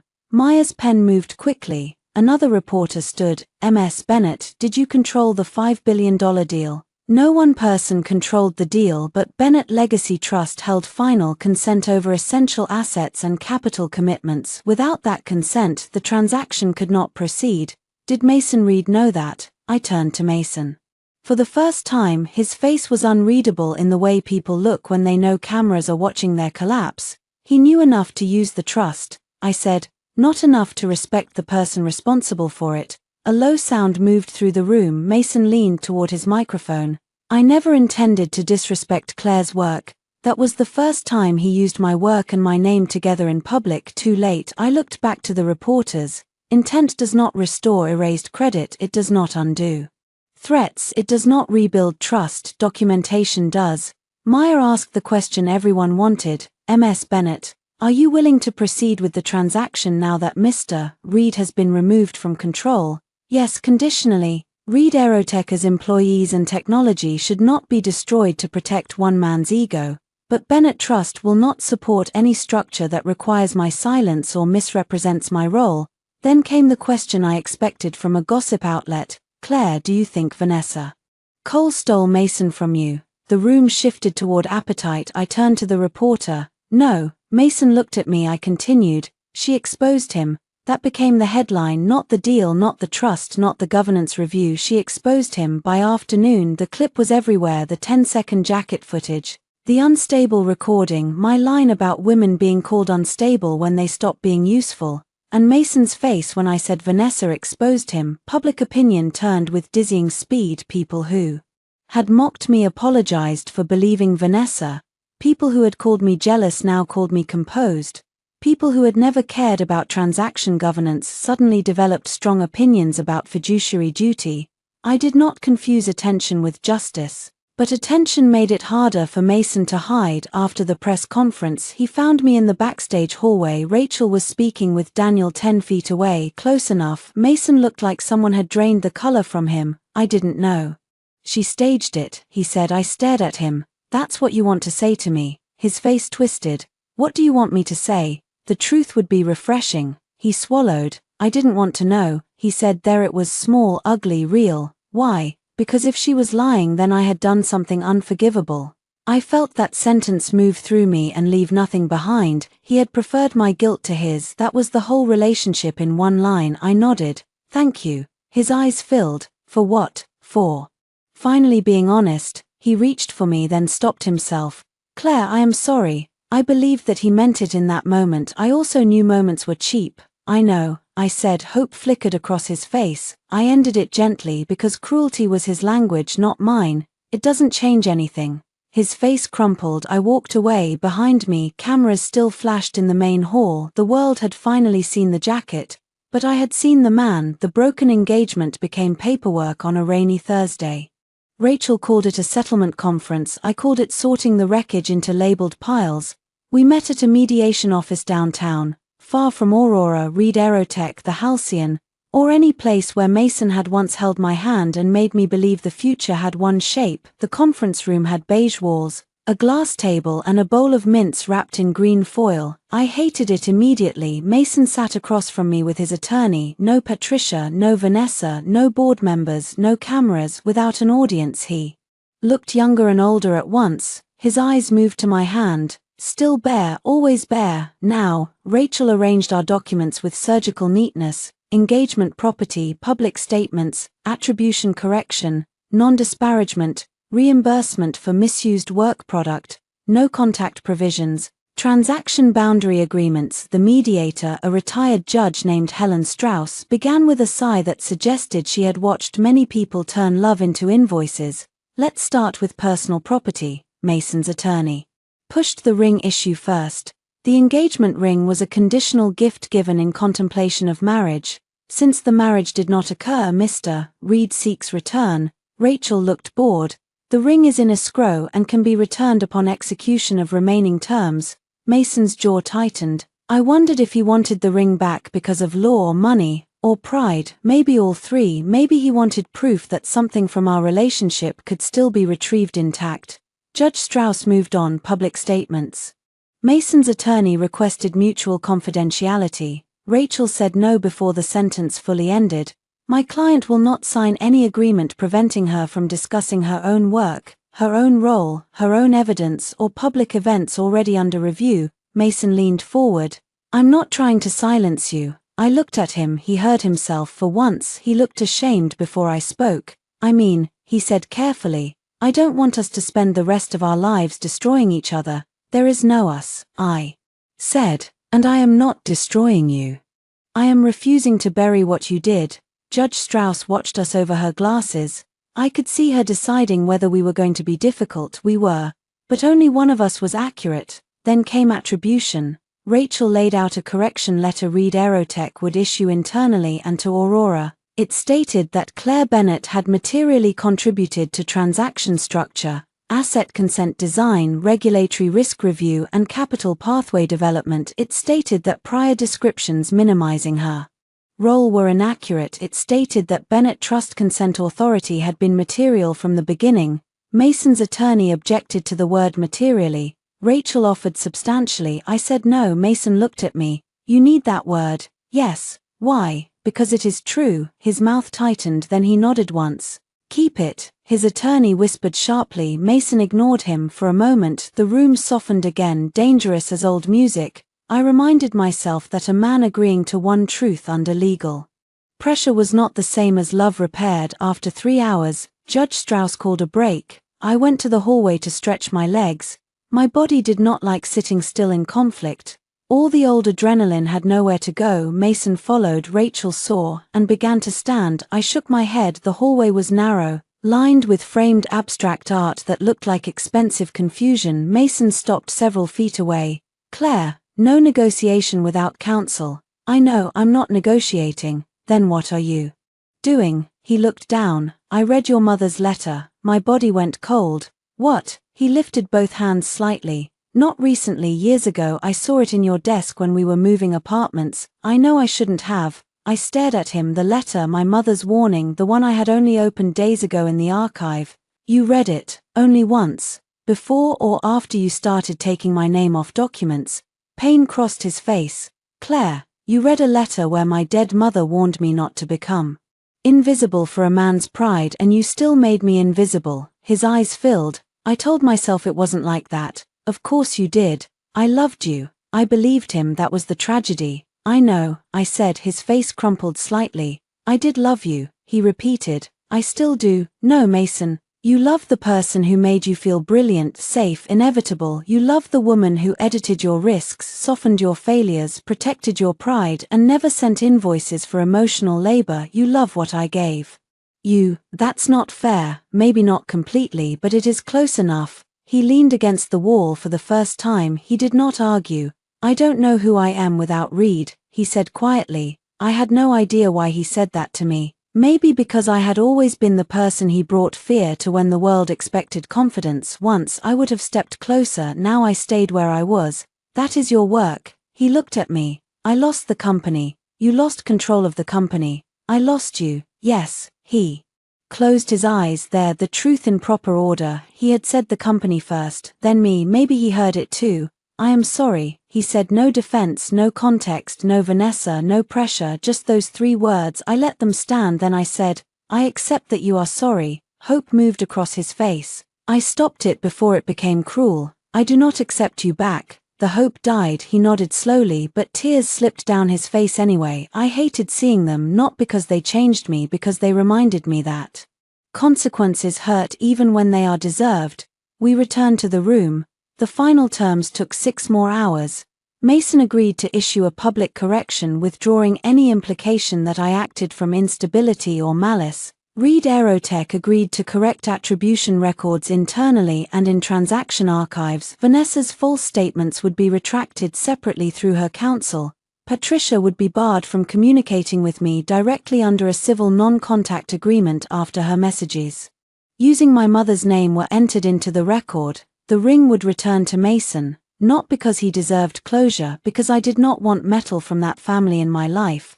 Near the end, Mason asked for one private clause. His attorney looked uncomfortable. Rachel looked suspicious. What clause? Judge Strauss asked. Mason looked at me. I want Claire to keep the apartment. I blinked. My apartment was mine, purchased before him, never commingled. Rachel's eyebrows went up. She already owns it, she said.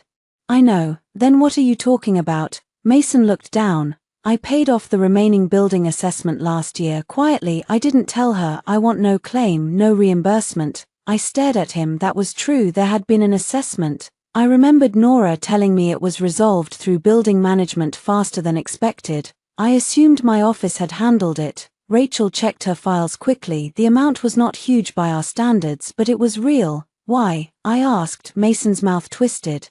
Because you loved that place, because it was the only home where I think you were fully yourself, because not everything I did was calculated. The room went quiet. That was the hardest kind of truth, the one that did not save him, the one that complicated the villain without changing the verdict. I nodded once. Thank you. His eyes filled again. Rachel added the waiver. At 8:12 p.m. we signed. Claire Bennett, Mason Reed. No future surname waiting, no wedding date, no shared address, no performance afterward.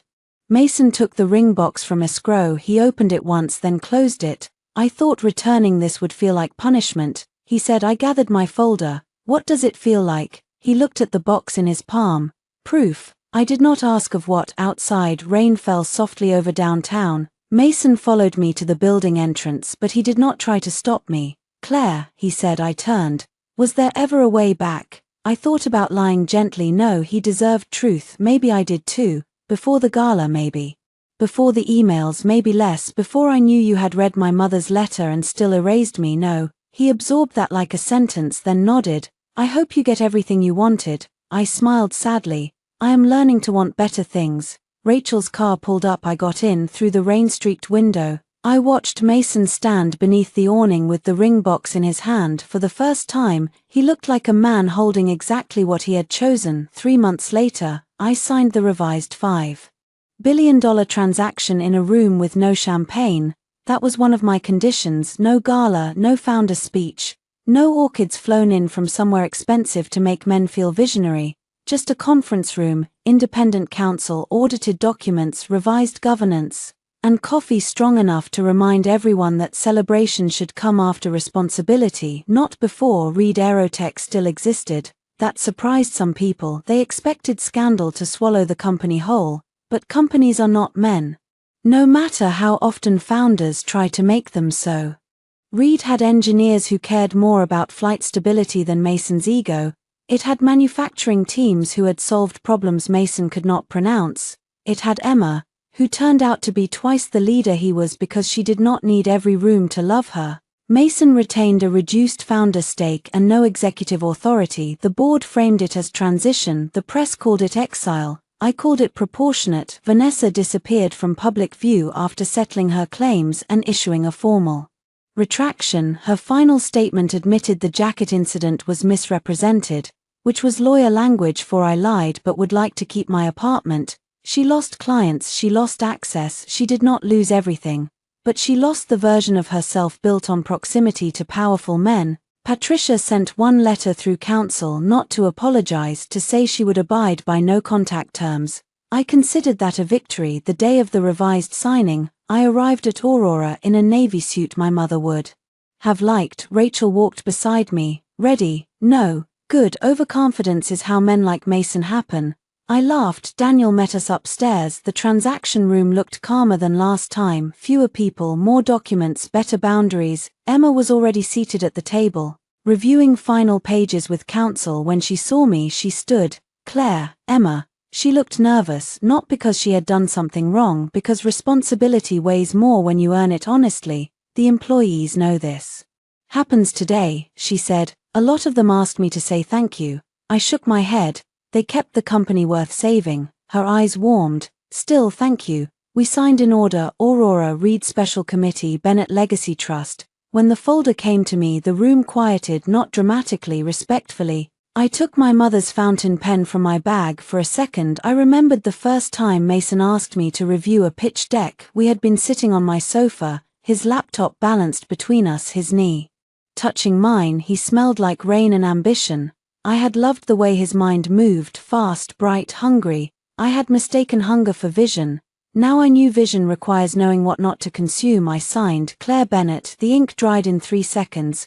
$5 billion moved forward. Not because I forgave Mason, because I chose structure over spectacle. After the signing there was no applause, just exhalation. Daniel shook my hand. Your mother would have respected that signature, he said. I looked at him sharply. He smiled. She terrified my first managing partner.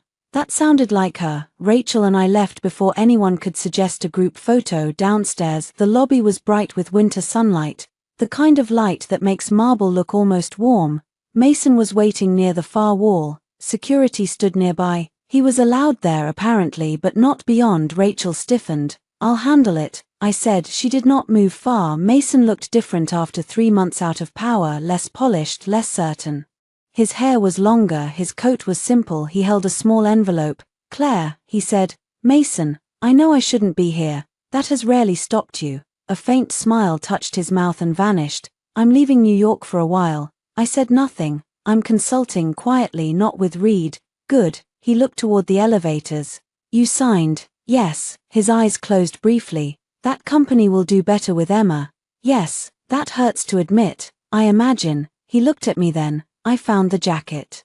Receipt. I blinked. Of all possible sentences, that was not one I expected. He held out the envelope. I did not take it. He opened it himself. Inside was a printed receipt from Vanessa's purchase, $198.72. He laughed once, without humor. I kept thinking about the number. $200. I ended us over something that cost less than one dinner at the Halcyon. No, I said. He looked up.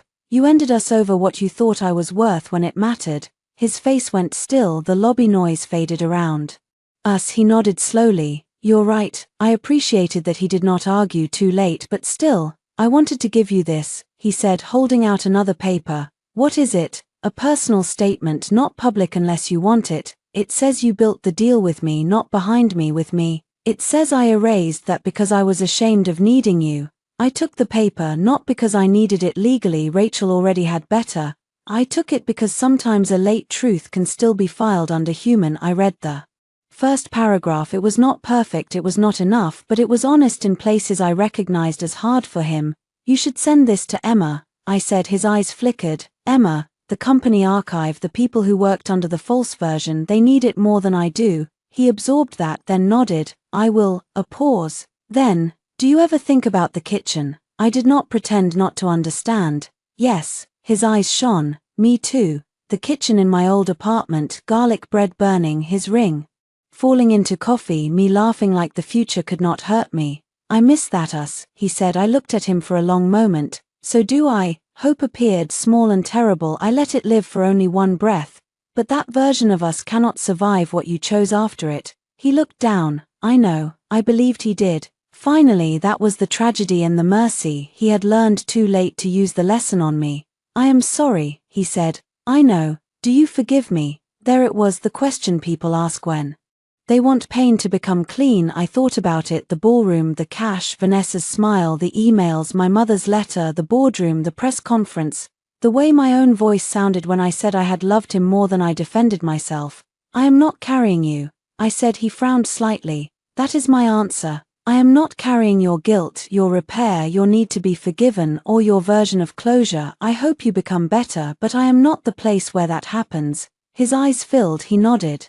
Fair. I handed back the jacket receipt. I don't need this. He looked at it, then at me. No, I guess you don't. He stepped away from the wall, not toward me, away. Goodbye, Claire. Goodbye, Mason. He left through the revolving doors and disappeared into the afternoon crowd this time. I did not watch until he vanished. I turned toward Rachel. She had pretended not to listen and failed completely. You okay? She asked. I looked at the signed transaction folder in my hand, then at the lobby doors, then at my bare left hand. Yes, outside, the city was sharp and cold, all glass and motion. Nora had sent a car, but I asked Rachel to walk with me instead. My heels clicked against the sidewalk. The air smelled like roasted nuts from a cart on the corner and winter rain waiting somewhere beyond the buildings. 3 blocks later, Rachel said, "What now?" It was a bigger question than she meant. The deal was signed, the engagement dissolved, the public story had moved on to newer scandals. Reed would survive without Mason at the center. Vanessa would survive without my forgiveness. Patricia would survive without access to me. Mason would survive himself or not. And me, for years, I had organized my life around someone else's ascent. Now there was space, terrifying space, beautiful space. I'm going back to the apartment, I said. And I'm repainting the kitchen. Rachel smiled. That is aggressively symbolic. It's beige. Then it deserves consequences. I laughed. It came easily. That evening I stood in the kitchen where Mason once proposed and taped paint samples to the wall. Deep green, warm white, soft gray. I chose none of them yet. Choosing could wait. That was new too. I did not have to convert freedom into a plan by midnight. I made tea. I opened the window. I placed my mother's letter in a frame on the shelf where the engagement photo used to be. Then I opened my laptop. There were emails waiting, trust matters, investment reviews, a request from Emma to advise Reed's new governance committee for 90 days, a message from Daniel with the final closing timeline, and one from Rachel, subject, no emergencies, body, this is not a drill, there are no emergencies tonight, sleep. I smiled. Then I opened a blank document. For years, I had edited Mason's words. Now I wrote my own, not a statement, not a legal memo, not a correction, a list. Things I wanted without apology. A home where no one called quiet weakness, work with my name attached, love that did not require invisibility, a life where being useful was not the rent I paid to be chosen, boundaries strong enough to protect softness. A future no man could lose for me over a $200 jacket. I read the list twice, then I saved it under my own name, Claire Bennett. Outside, the city kept moving, so did I.